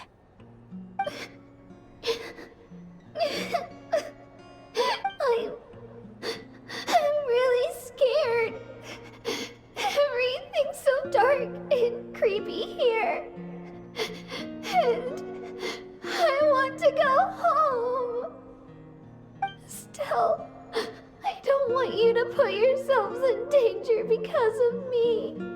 I don't want to hold anyone back ever again. All you need to do is place your trust in us, just like you always have. No one fights alone. We're not leaving you behind. Not ever. Yeah, we're so close, we can't call it quits now! Thank you. Be careful. Looks like we've lost contact. Now comes the most dangerous part. You have to traverse the Night Kingdom in your physical form. This entrance to the Night Kingdom was left behind after an abyssal invasion. Even a brief amount of time inside could expose you to corrosion. I know. I'm prepared for that possibility.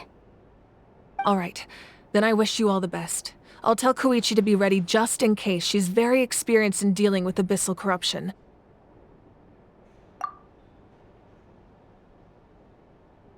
That face you just made. Don't tell me you two got into another argument.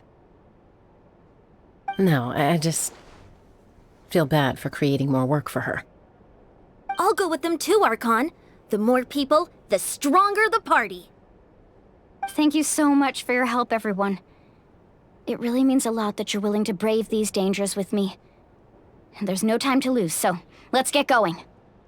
Now that I've lost my power, I won't be able to provide much practical support. But I can still keep an eye on the situation from here.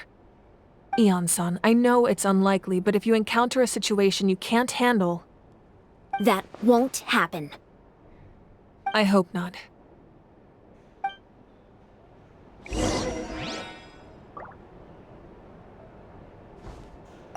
Be careful out there. I'll observe the situation from here.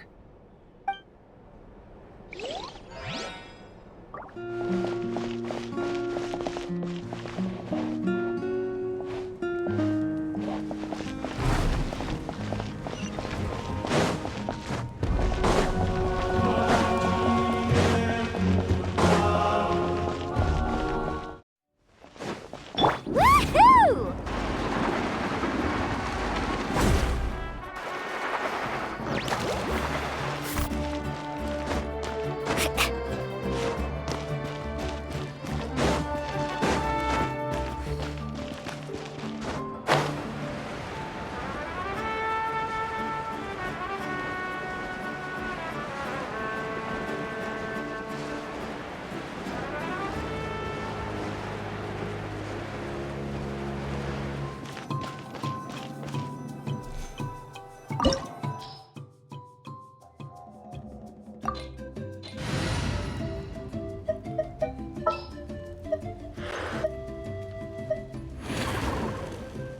An insurmountable problem, I presume?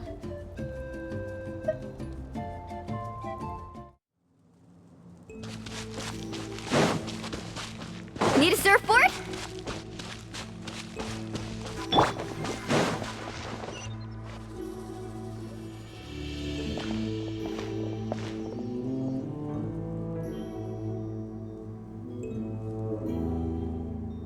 So we're underneath Natlan right now? It looks nothing like Paimon was imagining. That's because in the distant past, Natlan was home to an incredibly advanced civilization ruled by dragons. Humans only established their own society after the fall of the dragons. So these are Saurian ruins? Wait, you mean like the elemental sovereigns? They had their own advanced civilization? Yes, a really long time ago. Very few records have survived until now, so no one really knows what the devices here are for. These ruins have been abandoned for a long time, but with the recent increase in Abyss activity, the installations around here have somehow been activated again. So what you're saying is, we're not in for an easy trip to the Night Kingdom. No. It's going to be obstacle after obstacle from here on out.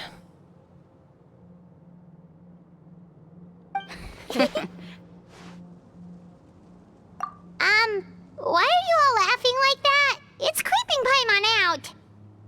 It's the pre-adventure excitement kicking in, right guys? Of course. I'm eager to get started. Then let's go. We won't let anything stand in our way.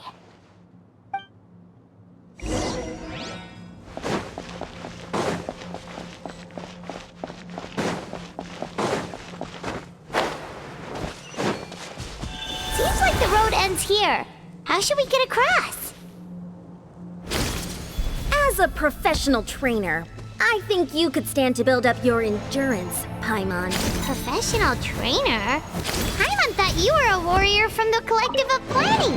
Well, that goes without saying. But I actually work as a sports coach. I provide professional guidance for many of Natlan's popular sports. And I don't just mean physical training. I design nutrition plans as well. Ah, so basically no sugar, no soft drinks, no grilled meat. Yeah, we'll be here all day if you list them out one by one. It's much faster to just focus on what's good for you. Such as? Vegetable juice. Want some? You know, Iansen, Paimon feels like the two of us might not see eye to eye.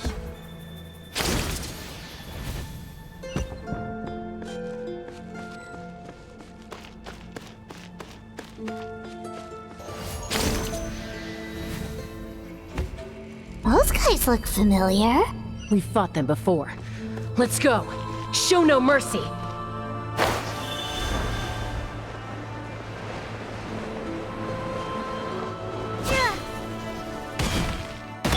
Stabilize!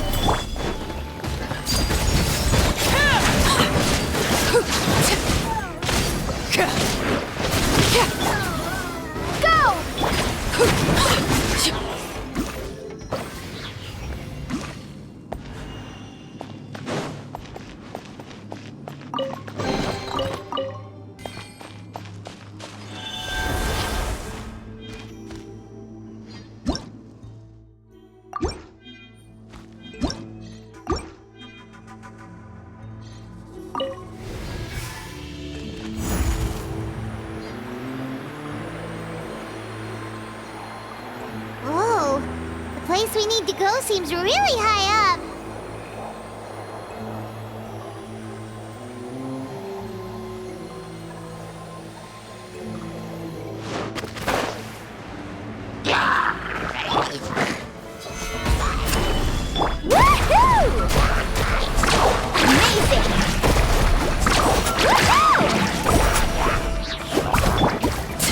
Laid bare.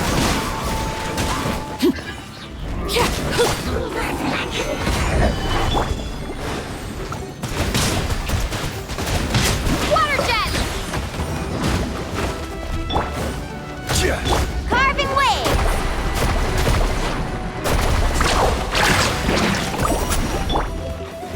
Solidify!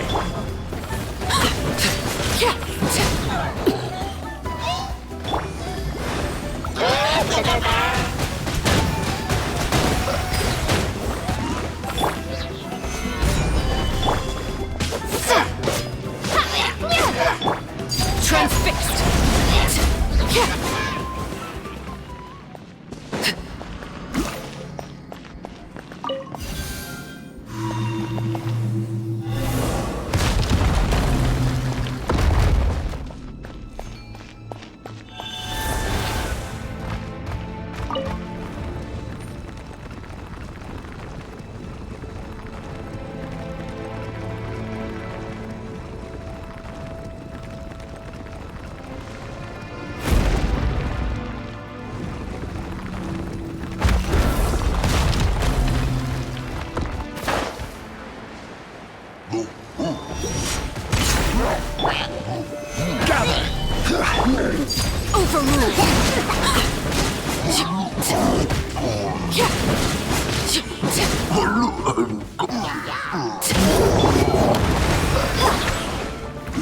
Solidify!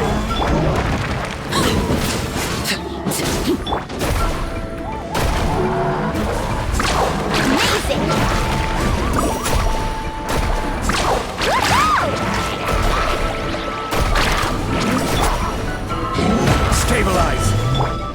Laid bare.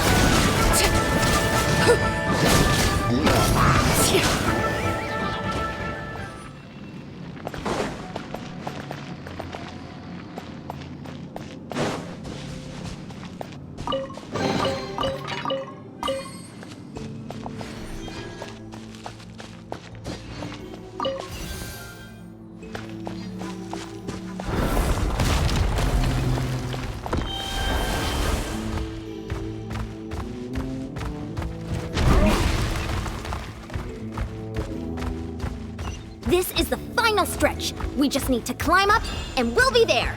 Nothing to it. Easy for you to say.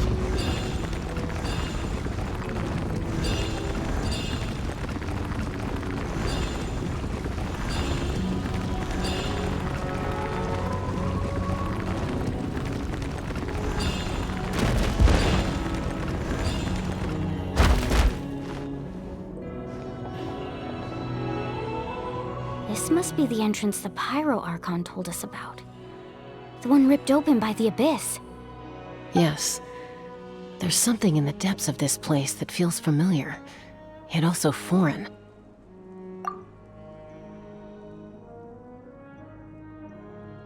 We actually have to go in there? Okay, Paimon just needs to psych herself up. Don't push her through before she's ready.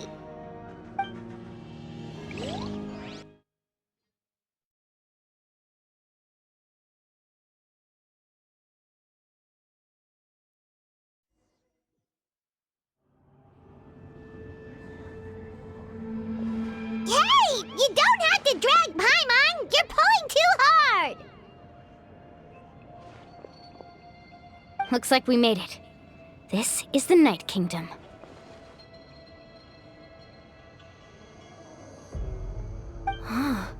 It looks so different from what I imagined in the stories. That overflow of energy is probably what trapped Kachina here in the first place. From this point forward, everything we know about the real world no longer applies. Anything can happen here. Paimon's more worried about how we're gonna make it out. We obviously can't go back the way we came. Do you see that patch of light on the ground? It's shining down from that fissure in the sky. Oh yeah, right in front of us. So that's coming from up there? Oh, it's so high up. Did we really fall that far down? Just like I said, our real-world knowledge doesn't apply here. We fell all this way, yet came out completely unscathed. If this was the real world, we'd have to climb our way back up to the entrance. But here, all we have to do is stand underneath the light and offer a prayer. That's it?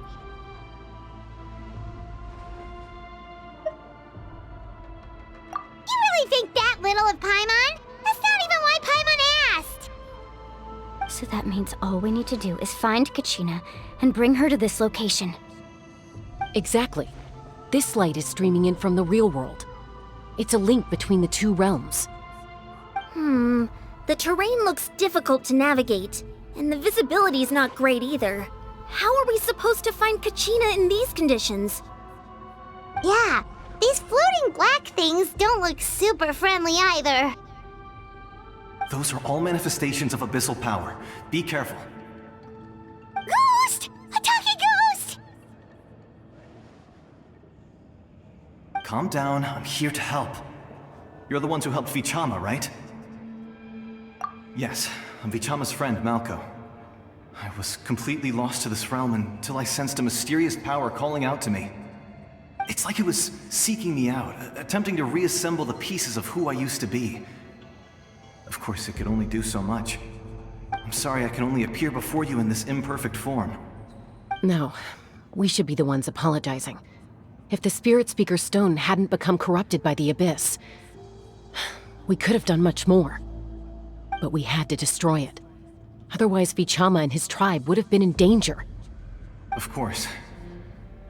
Thank you for protecting him. I never imagined that, even after all these years, he'd still take such a risk for me. Under the power of the stone, it felt like our souls were connected. Turns out even our regrets were exactly the same. Whether in triumph or death, you want your best friend by your side. Exactly. That may not be in the cards for us, but it's not too late for you. You're looking for a young girl from the Children of Echoes, right? She's being chased by an embodiment of abyssal power. I'd like to help her while I'm still in this form, so follow me. Be careful. This place has been severely corroded by the Abyss. Paimon didn't realize it had gotten this bad. It's like a seething volcano ready to engulf our world at any moment.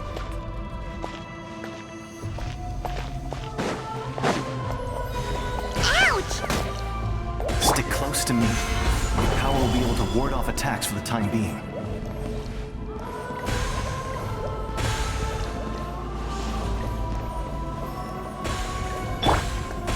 We won't be able to keep this up. Let's try another route. This way.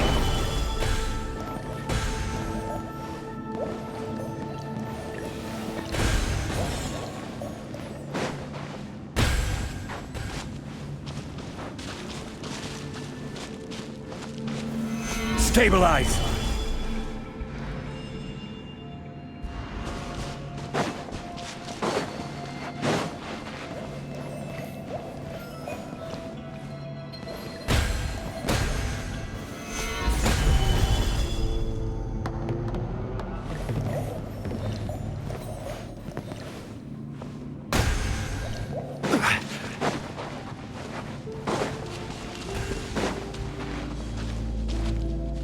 Not good. More monsters. We shouldn't waste our time on them.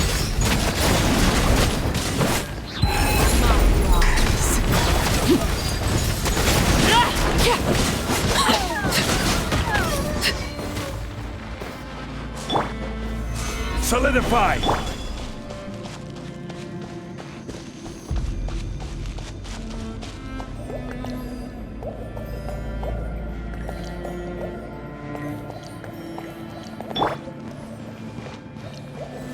Stabilize! Oh, Paimon can't see anything! It's easy to get lost here. Just stick close.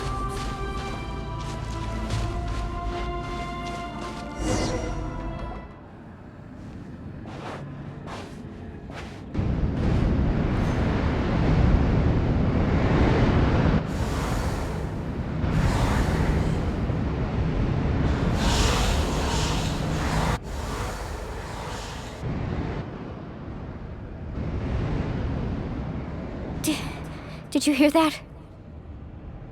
What? Never mind. It was probably just my imagination. Don't scare Paimon like that! I heard it too. It was a voice from the abyss.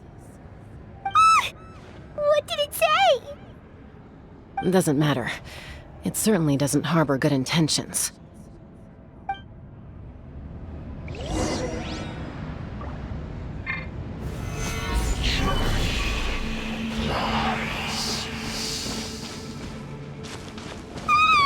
Paimon just heard it too! Let's keep going. Paimon wants to get out of this place! Gather!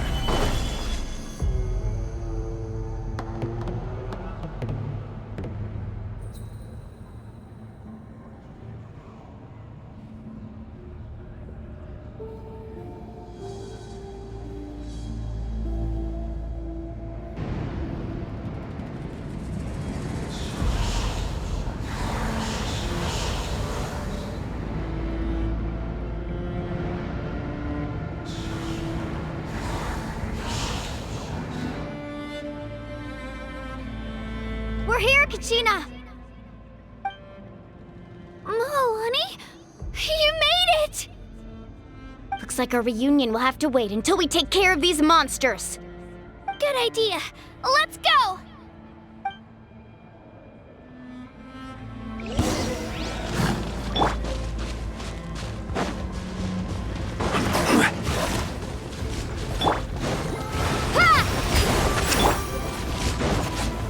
Solidify!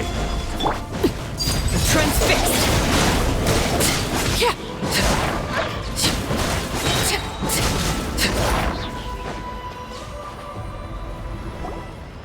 You're here!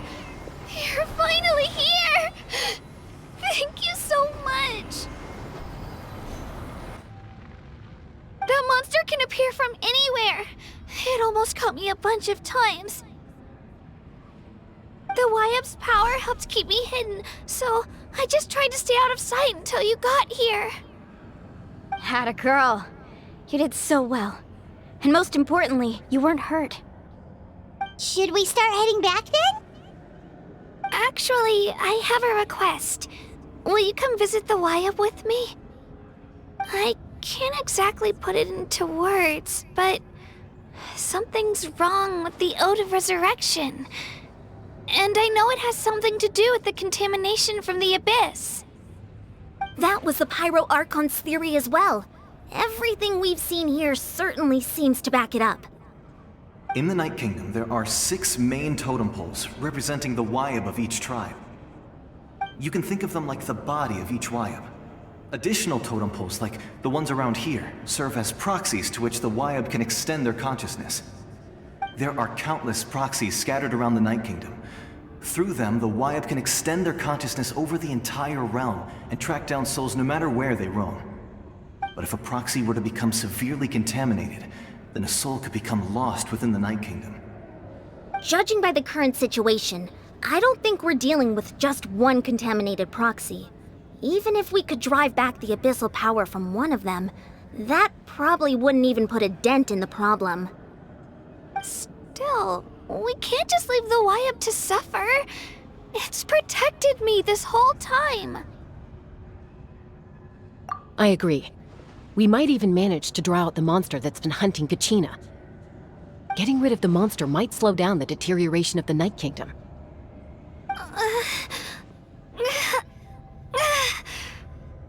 Kachina? What's wrong?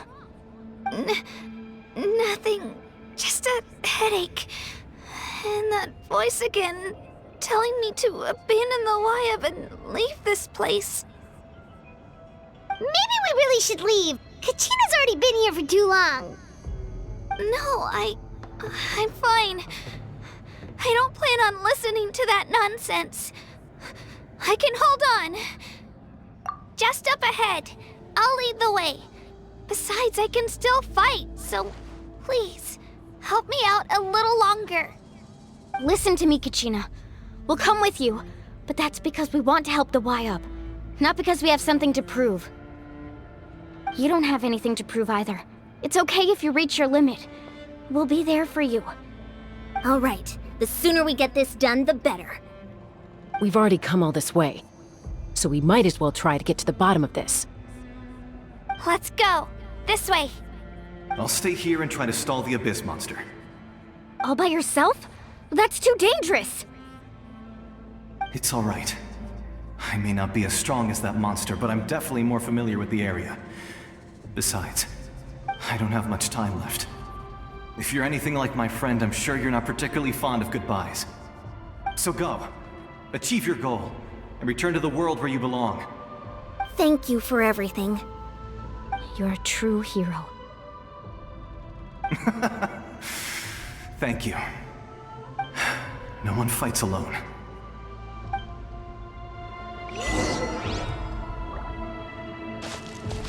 Does your head still hurt? Let me help you walk. I'm fine. You should know I'm made of stronger stuff than that.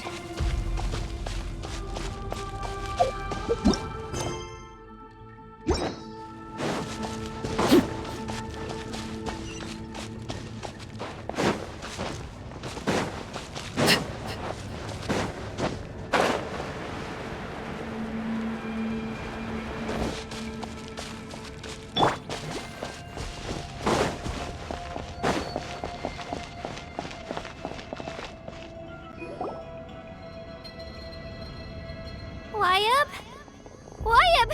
I'm back! My friends and I are here to heal you. Wayab, can you hear me? Wayab? So we were right. The contamination is already too severe. It's preventing the Wayab from answering our calls. Alright, get ready everyone. Time to purge the abyssal energy from this place. Careful. We've got company. Already? You really think that puny soul could slow me down? Courage in the face of futility is pure folly. He tried to get in my way, so I disposed of him.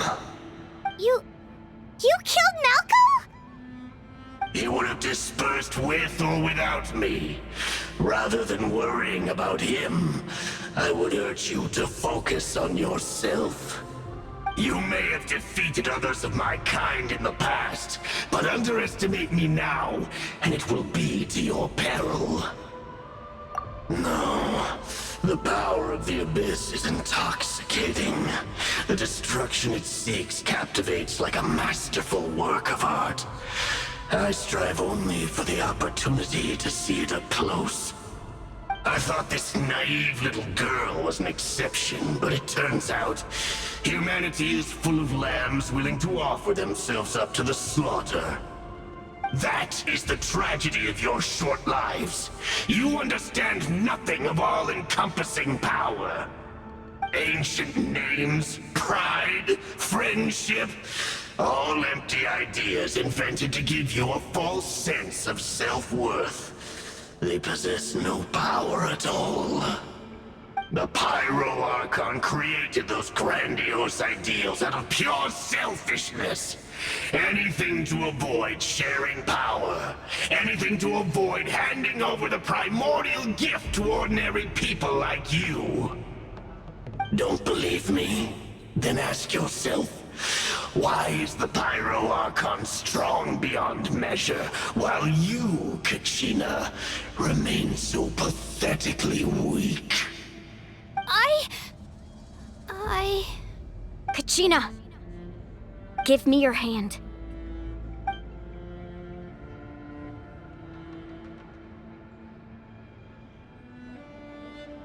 Feel that? I'm right here next to you. Thanks, Mualani. You're right. I have nothing to fear. Because I'm not alone anymore. You're right. Maybe comforting ideals don't have any power. But you also couldn't be more wrong. You've never had to work for your own strength, so you will never understand the true source of our power. What?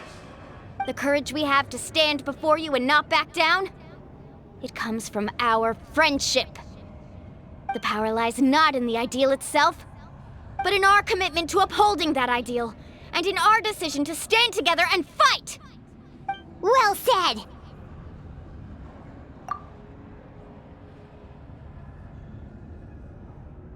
Let's go, Kachina. It shouldn't take more than 2 of us to handle an enemy like this. Sorry in advance, but you deserve what's coming to you! There aren't many in Natlan who can beat us when we're together. It's time he got a taste of that kind of power. From the ashes to this world anew.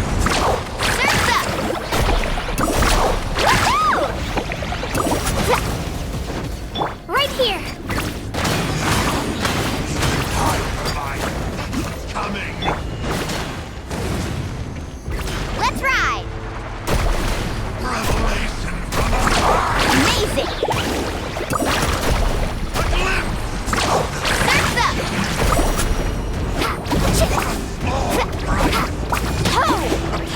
Blade compels you! The fate of this world is already... We won! We actually won!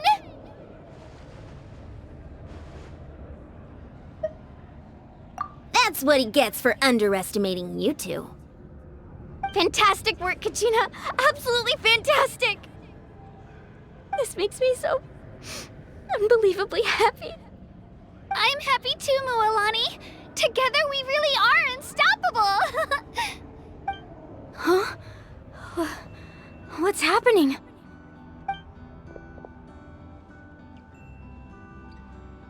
My ancient name is glowing?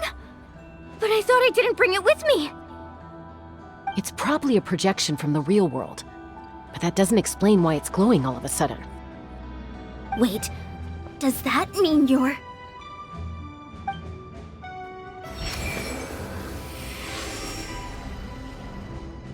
That was a bold move, diving headfirst into the fire to save your friend, especially in a place so overrun with abyssal corruption. Still, seeing you pull it off was really something. Everything you said was exactly right. As isolated individuals, we stand no chance against the power of the Abyss. It took years' worth of scars and lots of unnecessary suffering for me to understand that for myself. The Pyro Archon's plan will unite us as one. Everyone has a part to play. Only then will we have the power to defeat the strongest of foes. Who are you? Tupac, a warrior from the people of the Springs. I fought against the Abyss during the invasion 500 years ago. I've heard that name before. You were the giant who saved all of Natlan. Since you were able to awaken my words from your ancient name, that means you have fully embodied the aspirations of the Wayub. Under the name Umoja, you shall unite the tribes and save Natlan from its impending doom. Me? As long as blood still runs through your veins, even the tiniest spark of steel against stone can ignite a flame. Its blaze will become one with our vision for Natlan. Even amid everlasting darkness, our bonds remain eternal.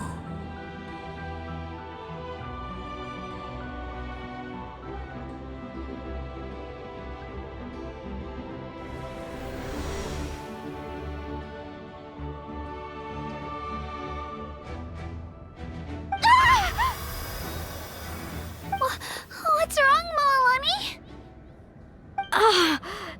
So many memories. My brain was just flooded with everything he once knew. So that's what happened.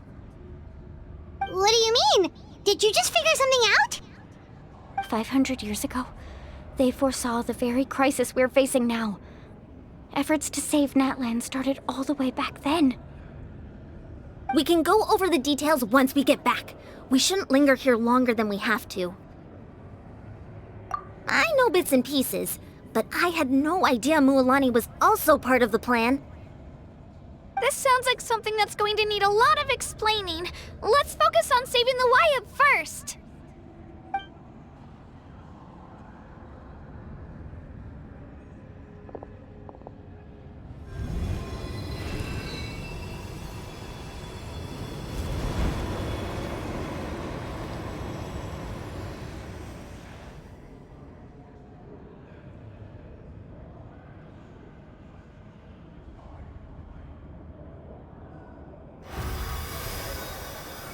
Okay, that should be enough.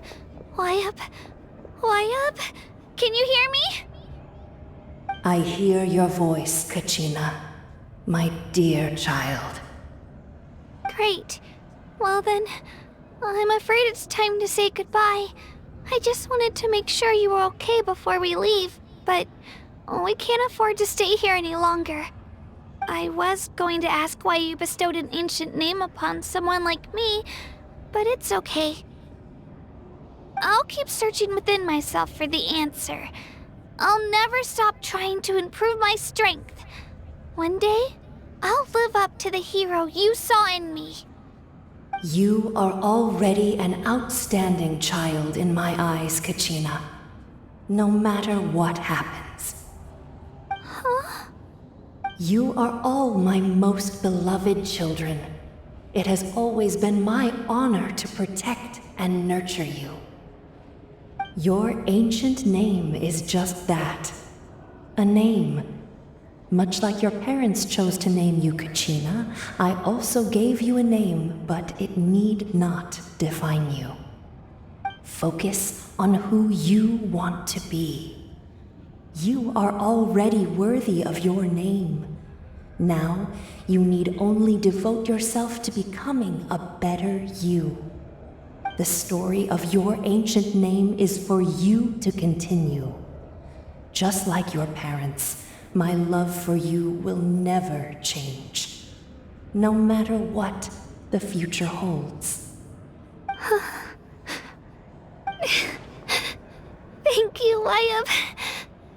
It gladdens me to see the Pyro Archon's plan move another step towards completion, but it is time for you to leave this place. The situation here is getting worse. Go now, my children.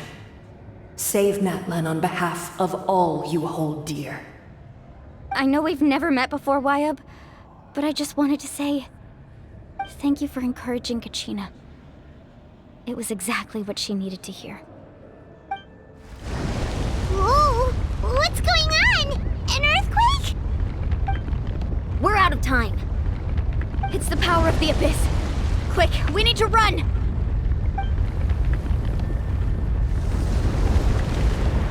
It's a Sealy! The Sealy opened the way for us!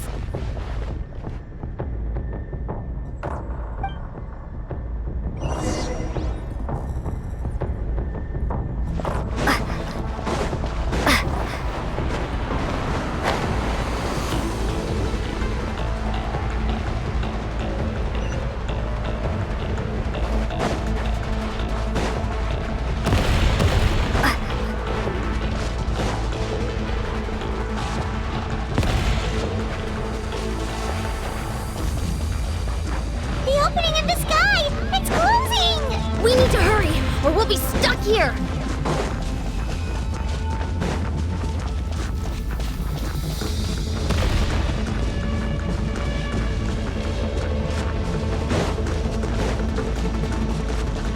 Watch out for the falling rocks! Quick, through the middle!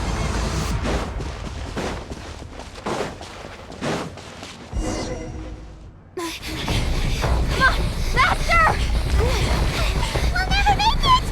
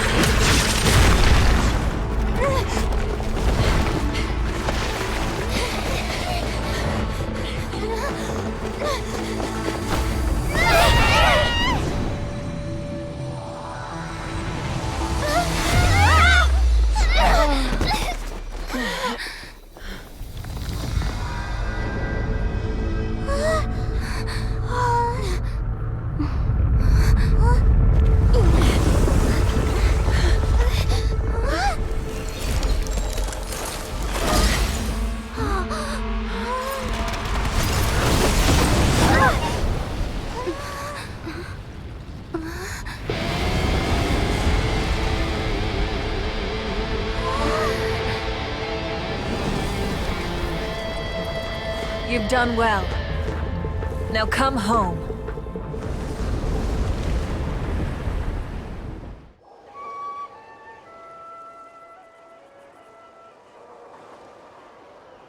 We're back! The Pyro Archon saved us.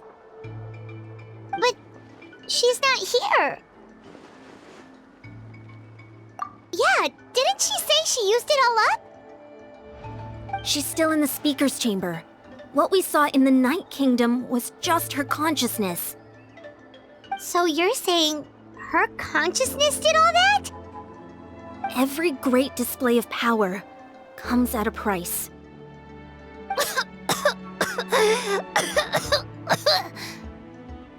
You must feel terrible, Kachina. Just hold on. We'll get you to a doctor soon. Let's get back to the stadium. The Pyro Archon said she'd have a doctor waiting for us. I recommend getting a full checkup, just to make sure no damage gets left behind. Paimon feels okay. What about you, Traveler? Right. You always seem to do pretty well against the Abyss. Let's get going. We need to share what we learned in the Night Kingdom as well. Right. The Wyatt mentioned something about the Pyro Archon's plan. What is it exactly? I'll let her explain everything. We're all a part of the plan now. Every move we make from here on out will decide Natlan's ultimate fate.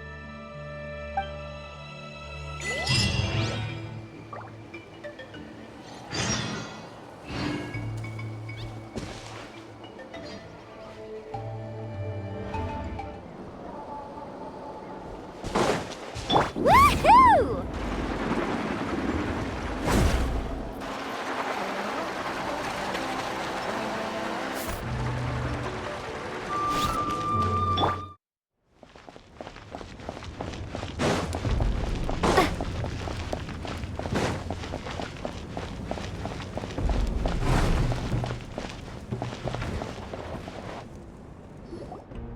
Huh. There's a lot less stuff here than before. It's good to see you all here in one piece. I know you must have a lot of questions, but let Koichi check you over first. It's best not to let any lingering effects of the Abyss go untreated. Thank goodness you made it back. I came here as soon as the Pyro Archon told me about your plan. Take a seat, everybody. I'll examine you one by one.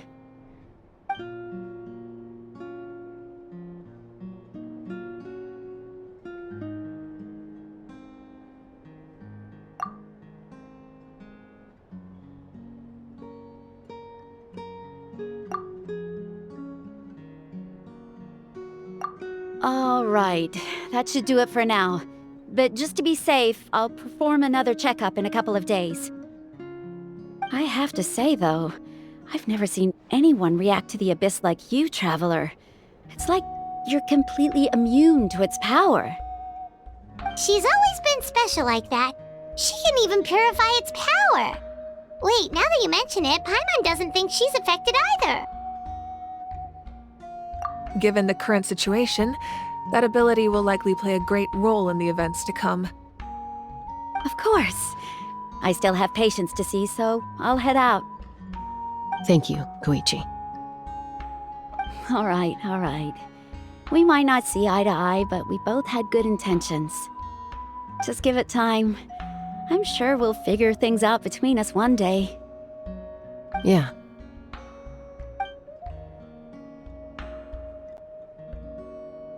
All right. There's so much to discuss, I don't even know where to begin. You've seen it for yourselves now. The devastation in the Night Kingdom. I'll get straight to the point. Natlan is on the verge of destruction. It's very possible our nation has less than a year before total devastation.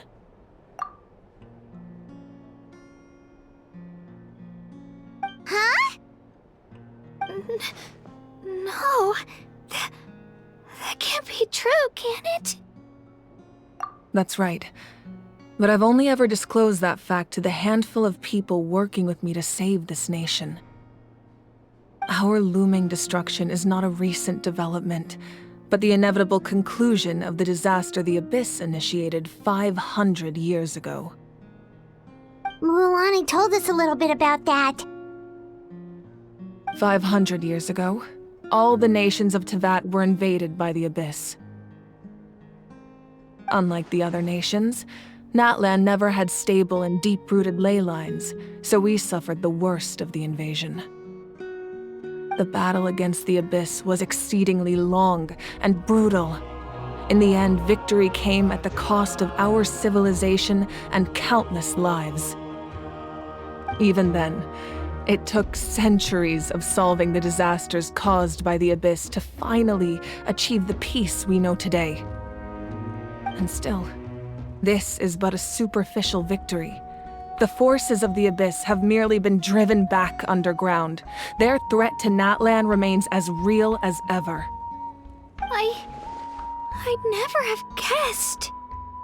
The problems plaguing the Night Kingdom are all the more complicated because that realm is essentially functioning as Natlan's ley lines.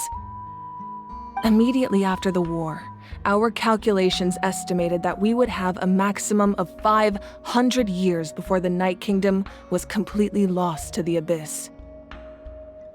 But at that time, we were a nation of the destitute. Our people no longer believed in victory, nor did they hold hope for the future. Our civilization was dying, our faith crumbling, and the line of power passed down from the Wayab nearly severed. If we didn't bring the nation back together, it would be foolish to even dream of defeating the Abyss in the future. So, the Archon had a long and involved discussion with the heroes of each tribe, and finally came up with a 500-year-long plan to save Natlan. So that's what happened. After finding Kachina, I encountered a strange figure who gave me a series of new memories.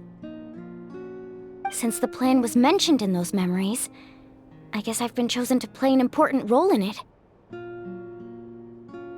But there's still something I don't understand. Those memories showed me the Pyro Archon from back then, and it was you. Huh? But that doesn't make any sense. The Pyro Archon is supposed to be human. It's impossible for a human to live that long. That's right.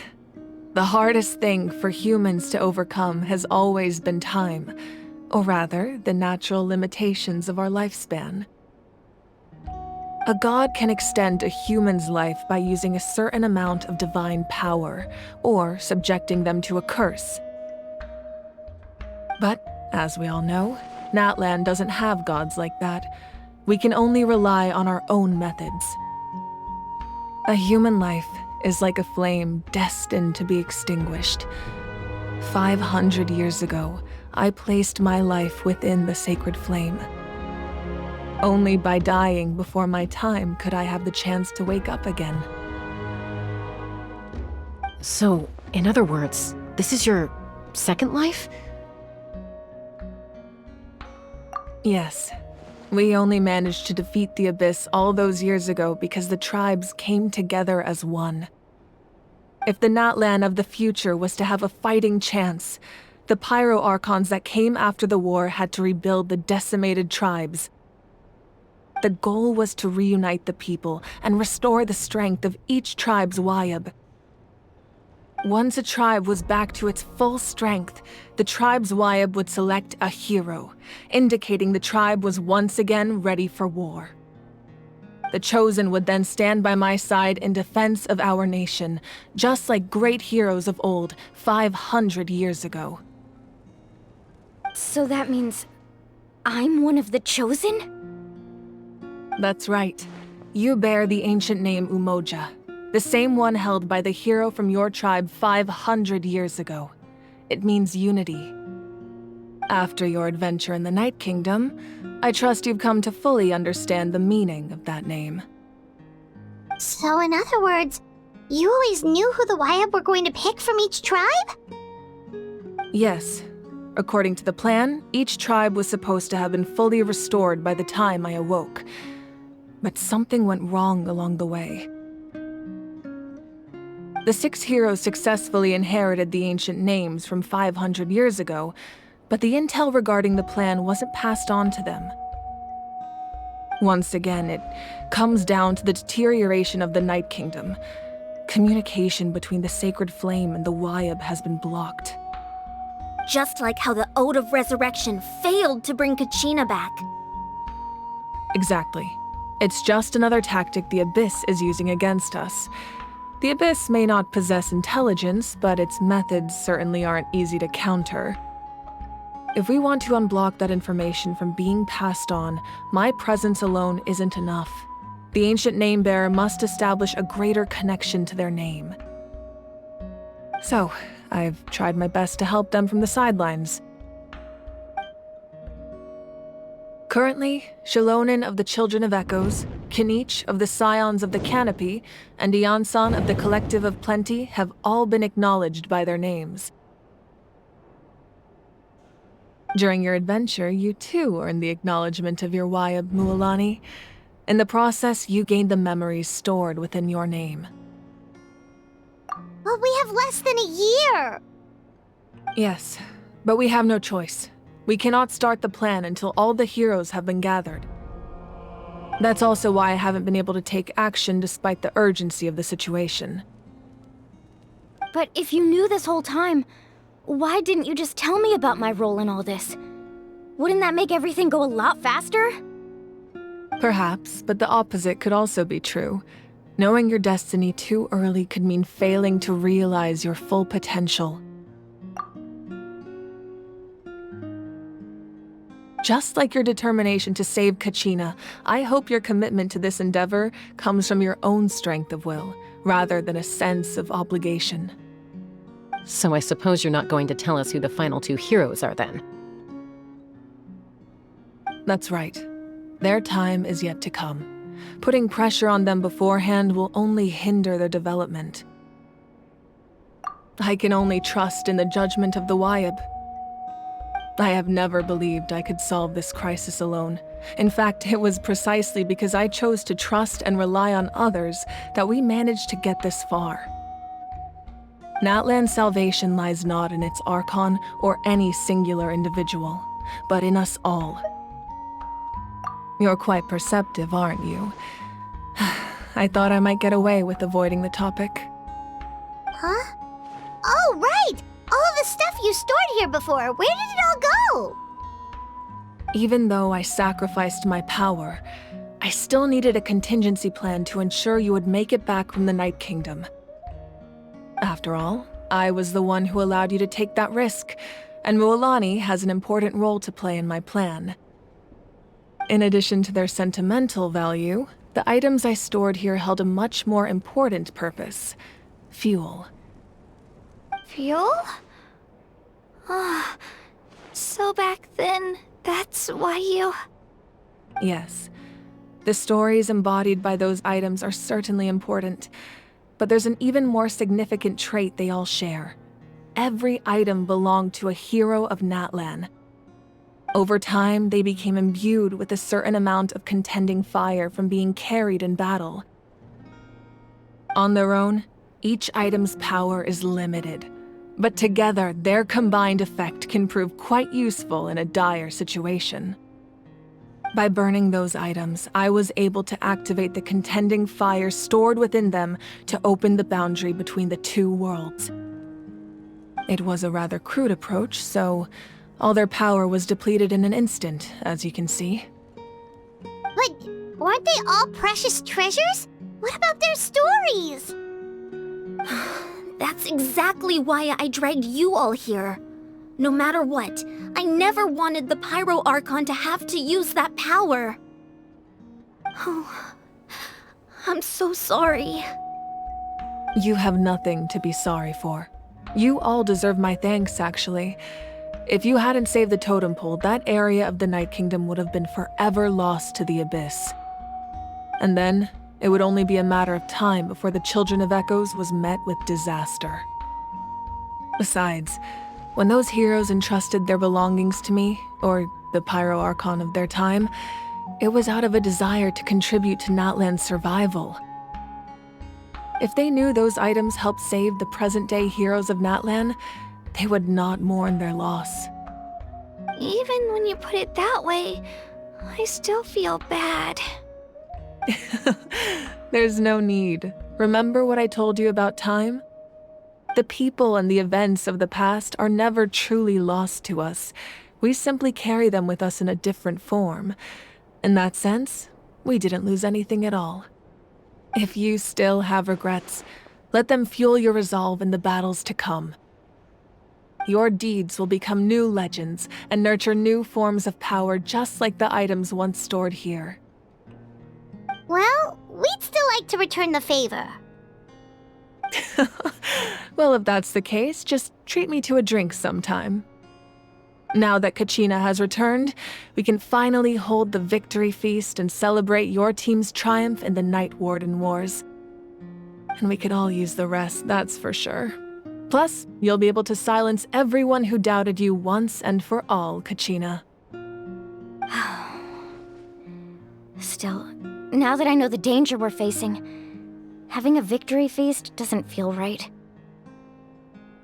Try not to let it get to you. It's important to stay calm. Worrying about it will only affect your judgment. All right. You should head out. I'll join you in a bit.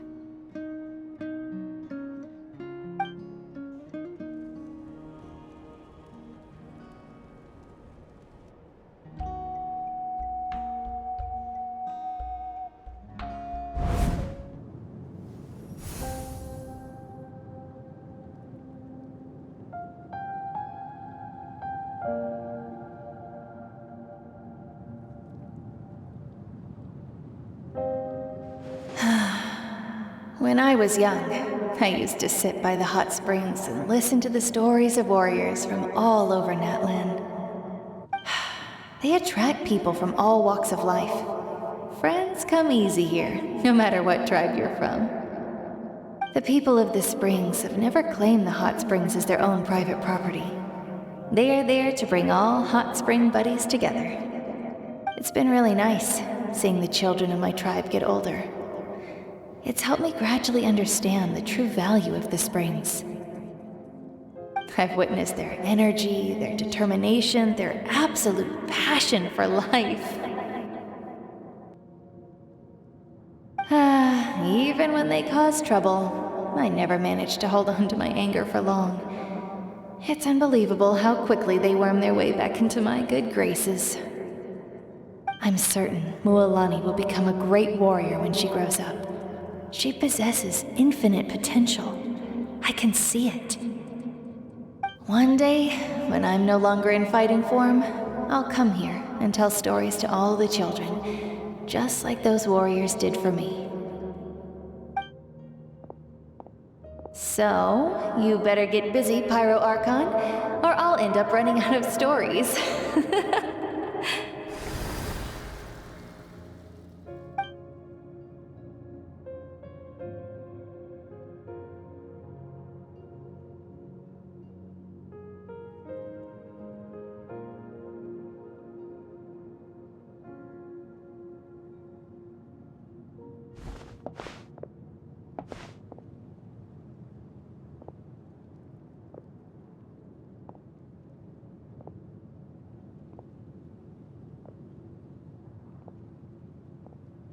Our nation is engulfed in darkness. Our tribes stand divided, and yet you promise victory in the distant future. The Abyss is a cunning enemy, one that I faced in battle many times.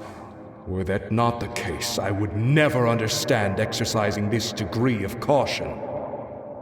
My rage will never know absolution, and my power will no longer aid you in victory.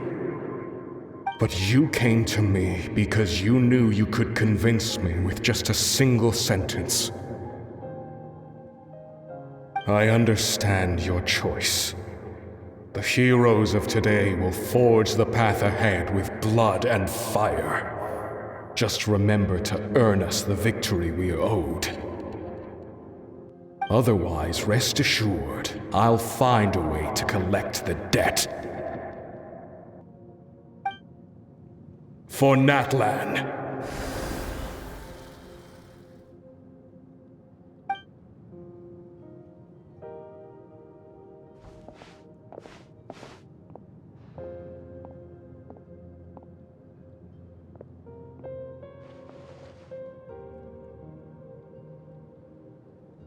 So, you're gonna head 500 years in the future to serve as the Pyro Archon again?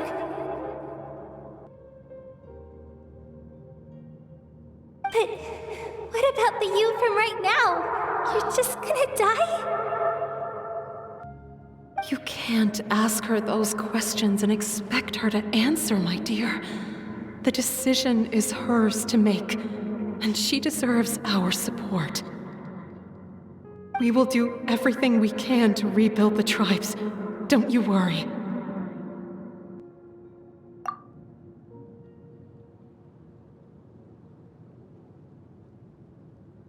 Even across time, we will all do our part to fight for Natlan's future.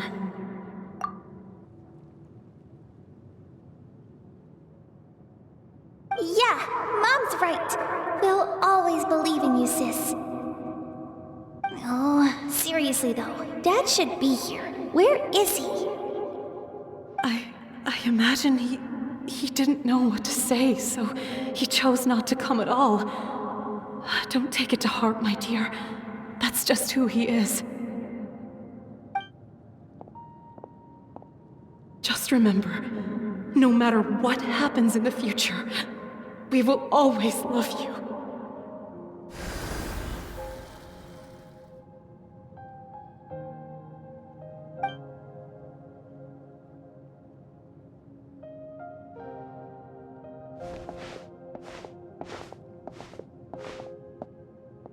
I'll come find you one day.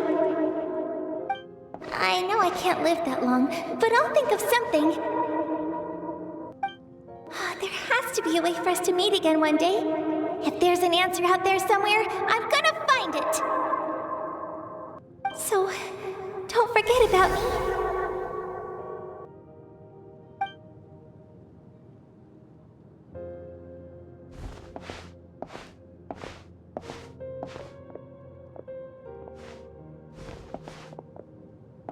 If that's your decision, then you have my full support, Archon. May our children live to see such a lovely son. For Natlan! No one fights alone.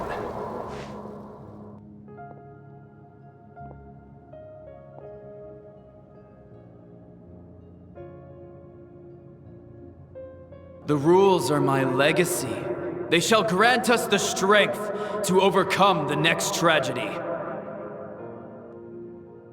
War forged the 6 tribes, taught us how to fight, instilled in us what it means to love.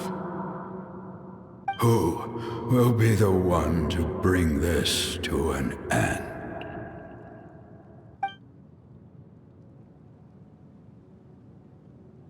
We are the inheritors of memory and legend. Those who grew alongside sun and wind. Those who forged our own destiny and future. That is Natlan's fire, the lifeblood of our nation.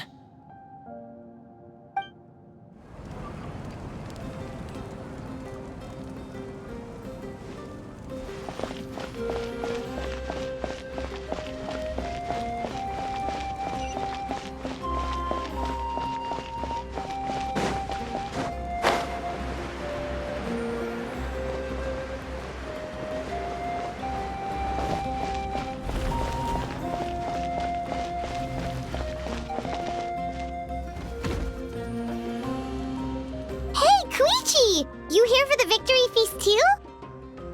Oh, no. I knew Chasca would be here, so I just came to deliver some medicine. I was about to leave, actually.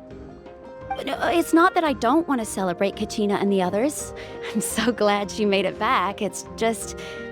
well, I'll make things awkward if I'm around my sister right now. Ah, well, you two had a fight, so Paimon can understand. She didn't cause any trouble during your trip, right? Yeah, she was super helpful. She gave us a lot of useful information about the Abyss. That's good. That's all I needed to know. Is there a reason you asked? You were pretty outspoken when we first met, but now it's like you're holding something back. Maybe it seemed unreasonable, picking that fight with her before you left, but I did it for a reason. Her impulse to fight is extremely strong. Her mental strength helps her rein it in, but she still loses control sometimes. I had no idea what you might face in the Night Kingdom, so I didn't want to take any chances. So what you're saying is... Okay, so maybe it sounds a little stupid, but it works pretty well. It helps her keep her cool for a little while, at least. Anyway, I'm just glad you were able to make it back safe and sound. That's all I wanted. But do you really have to go that far? Can't you just talk it out? No way. Chasca never opens up about her own pain, especially to her family. She can't learn about this, or it'll be even harder to help her. I appreciate the understanding, and don't worry. I'll find a way to help her ease this burden. Anyway, I need to get going. Enjoy the celebration. Oh, and if you ever need a doctor, you know who to find. Huh. Who would have thought there was a deeper reason behind their arguing? In the end, it's all the Abyss's fault. Paimon's had enough of them.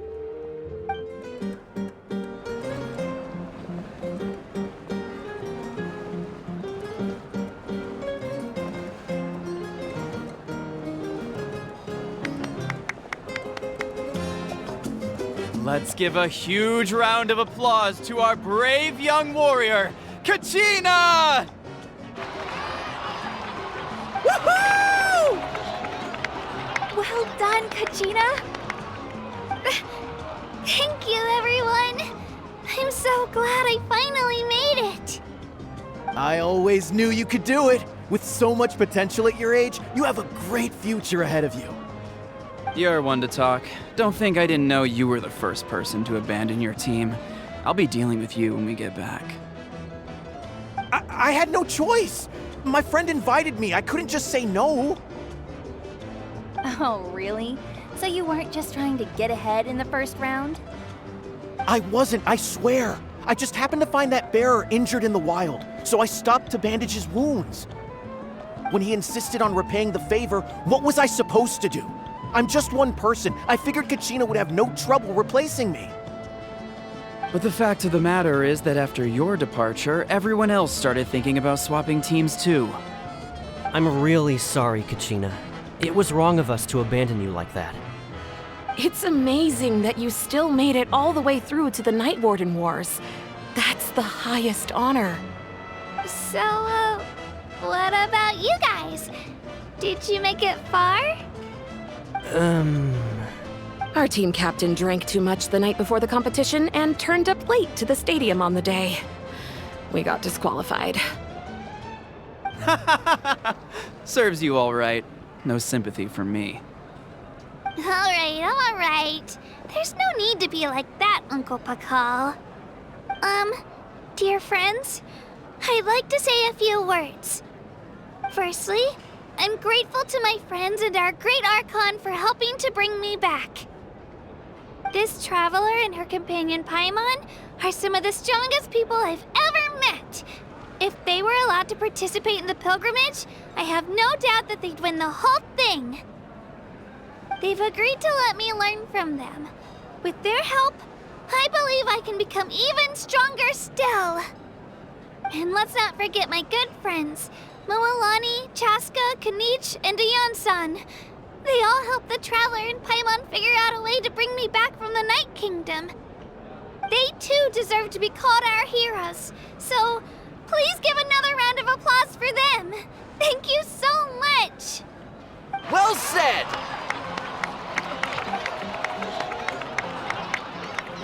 I'll drink to that. How does it feel being a hero, Kachina? To be honest, it's a bit overwhelming. It all just feels so surreal. Well, you better get used to it. Next up, undefeated champion! Hey, please don't make fun of me.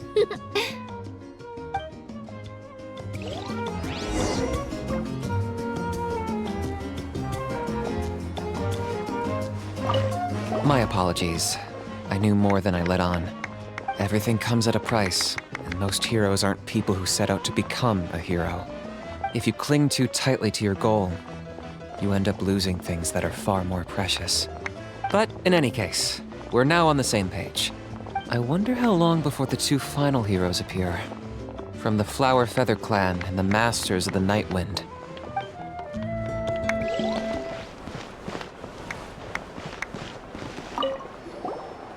I've been through so much all at once. Everything still kind of feels like a dream. Are you still feeling unwell? Nope, all better now. I told you I bounced back pretty quick, so don't worry about me. I bet you guys must be tired, though. Make sure you get some good rest tonight. You gotta recharge so you'll be in the mood to have fun.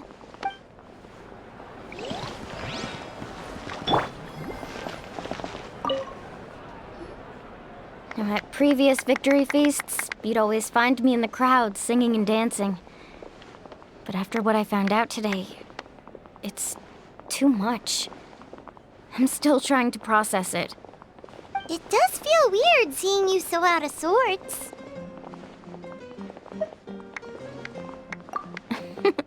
Is this another pearl of wisdom based on your adventuring experience? Well, Paimon agrees with the Traveler. Everyone's come together to celebrate Kachina's achievements. That's gotta be a first. You're right. Kachina looks really happy. And now I'm being the moody one. Ugh, enough doom and gloom. Time to shake it off.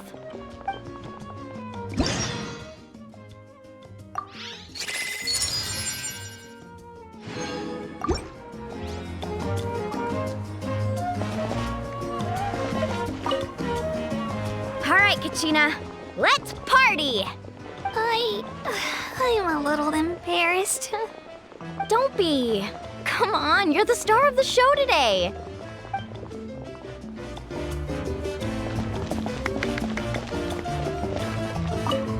It cost us a lot, but we got Kachina back safely, and that's what matters. There'll be even tougher challenges coming our way in the days ahead, though. We'll have to train harder, make sure we're in peak condition. That includes you, Paimon. I can do a special one-off session to show you the ropes. Interested? No thanks. It's rare to meet travelers as strong and brave as yourselves. I raise my glass to you. Anyway, my sister's already gone back to our tribe. She has patients to treat. Oh, we actually ran into her on the way here and, well, Paimon just thinks she really cares about you. Yeah, I'm planning on visiting home myself in a few days. To tell her and the rest of the family that they need to be extra careful. I just hope they take it seriously. The Abyss has likely sensed your arrival in Natlan by now. So exercise caution on your adventures as well.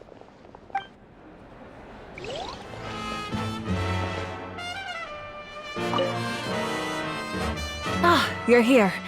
Have some fruit juice. I got it specially for you two. How did you know? That's Paimon's favorite! You look like you've still got questions. Ask away.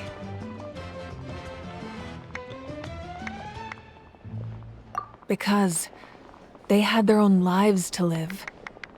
The thought of telling them, abandon your families and everyone you love, and come with me to the end of time, for in 500 years Natlan will be destroyed, it seemed too cruel.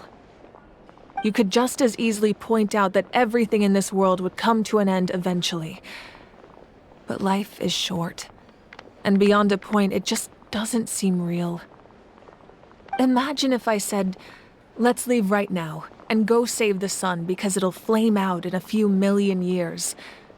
It would sound quite ridiculous. I couldn't make them shoulder that burden with me. Besides, every generation will have its heroes, this one included. The plan could still work without them. Or, of course, without me. But since I was the one who came up with the plan, I felt duty-bound to see it through to the end. Paimon's suddenly remembering that portrait in your room. Was that your family from back then? Yes, it was. So when you asked me who my sister grew up to be, the truth is that very little information survives. From what I've been able to piece together, I can conclude with a reasonable degree of confidence that she ended up as an architect and artist. She played an instrumental role in rebuilding the scions of the Canopy tribe, designing and building many houses. But of course, none of her buildings are around anymore. Still, it was an impressive achievement, and I'm very proud of her. You feel loss keenly. It seems to stir up feelings of regret in you. But this is something I have long since come to terms with. This is a war, and there can be no war without loss. I am already far more fortunate than those who lost their lives to the Abyss. The people of Natlan look to me as their Archon, and the weight of their expectations is mine to bear. I must see our fate through to the very end, no matter what I may find there. Yeah, doesn't that mean the way everything ends has already been written, including your plan? I suppose, but so what? Don't forget, time takes many forms. The past, present, and future coexist, and all are equally important. Even if the future ends in destruction, there's still no reason to give up on the here and now. And it's precisely because we humans cannot know our fate that we will never give up on our struggle. This is a pivotal moment. We are still 2 heroes short. Well, 3 to be precise. There's one further hero who I'm hoping to get on my side, whatever it takes. Your resistance to the corrupting power of the Abyss is truly remarkable. It would easily make you an all-important figure in the upcoming battle. If you agree to join us, you will not only gain my full support in your journey, but I will also forge a brand new ancient name for you. Ancient names can be forged? They can. Several strict conditions must be met, but if they couldn't be forged at all, then the number of them in circulation would have long dwindled to 0. Possessing an ancient name would mean that your adventures in Natlan are recorded in full. Your stories would be remembered by our people for all the years to come. The Ode of Resurrection may have temporarily lost its power, but still, take this as my personal guarantee that I shall never let you fall. Just like in the Night Kingdom, I will be there for you. That is a promise I will fulfill at all costs.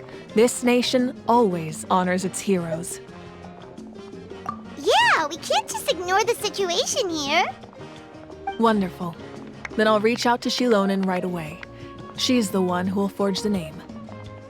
We've never forged an ancient name for an Outlander before, but I trust she'll find a way.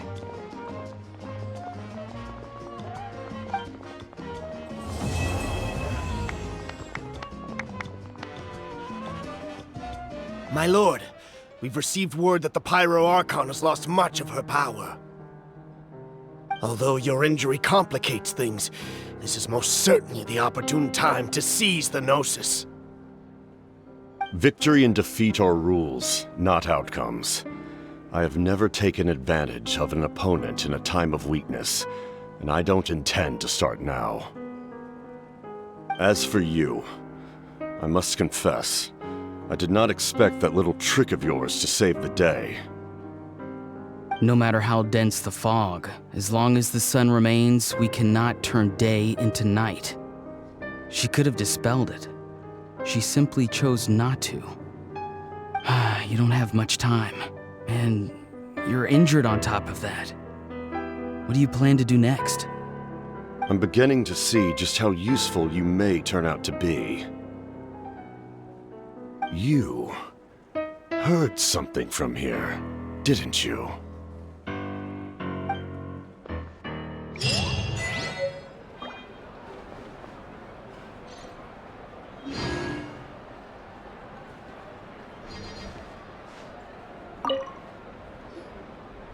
Oh, something else you'd like to ask? Well, our intel suggests he hasn't made any new movements yet, although Kinich's investigation helped us confirm that he's being aided by someone from the Masters of the Nightwind. I'm getting closer to narrowing down who that may be, but it's still unclear whether this person aided the captain out of willingness or coercion. If you learn anything about this during your adventures, please let me know. Oh, something else you'd like to ask? The Abyss is the most formidable enemy in all of Teyvat. In the beginning, it took failure and tragedy to even begin to learn how to fight back. All of the methods you've seen in other nations were developed based on experience and insight passed down over generations. We know them to work, but few of us actually understand why. It's the same for the method we use here in Natlan. Ever since ancient times, elemental energy has been one of our most reliable weapons against the Abyss. As for the principles behind it, I'm afraid you might have to seek answers from someone older than the position of Pyro Archon itself. Oh, something else you'd like to ask? That also comes down to the long-standing effects of the Abyss. Our people's survival is inextricably tied to the Wyab. But their power has its limits. They cannot offer our people the same degree of protection outside our borders. In fact, people who do decide to leave often suffer from memory loss and emotional issues. Everyone in Natlan understands this. That's why our people never leave without a good cause. Even if someone is left with no choice, the chief of their tribe must seek approval with the Wyab to grant them leave. And the Wyab have always been very strict about granting that approval, since extending protection beyond our borders means consuming power reserved for our fight against the Abyss. Still, there's no need to worry. The Wyab extend their protection to all within Natlan, including visitors from afar. Oh, something else you'd like to ask?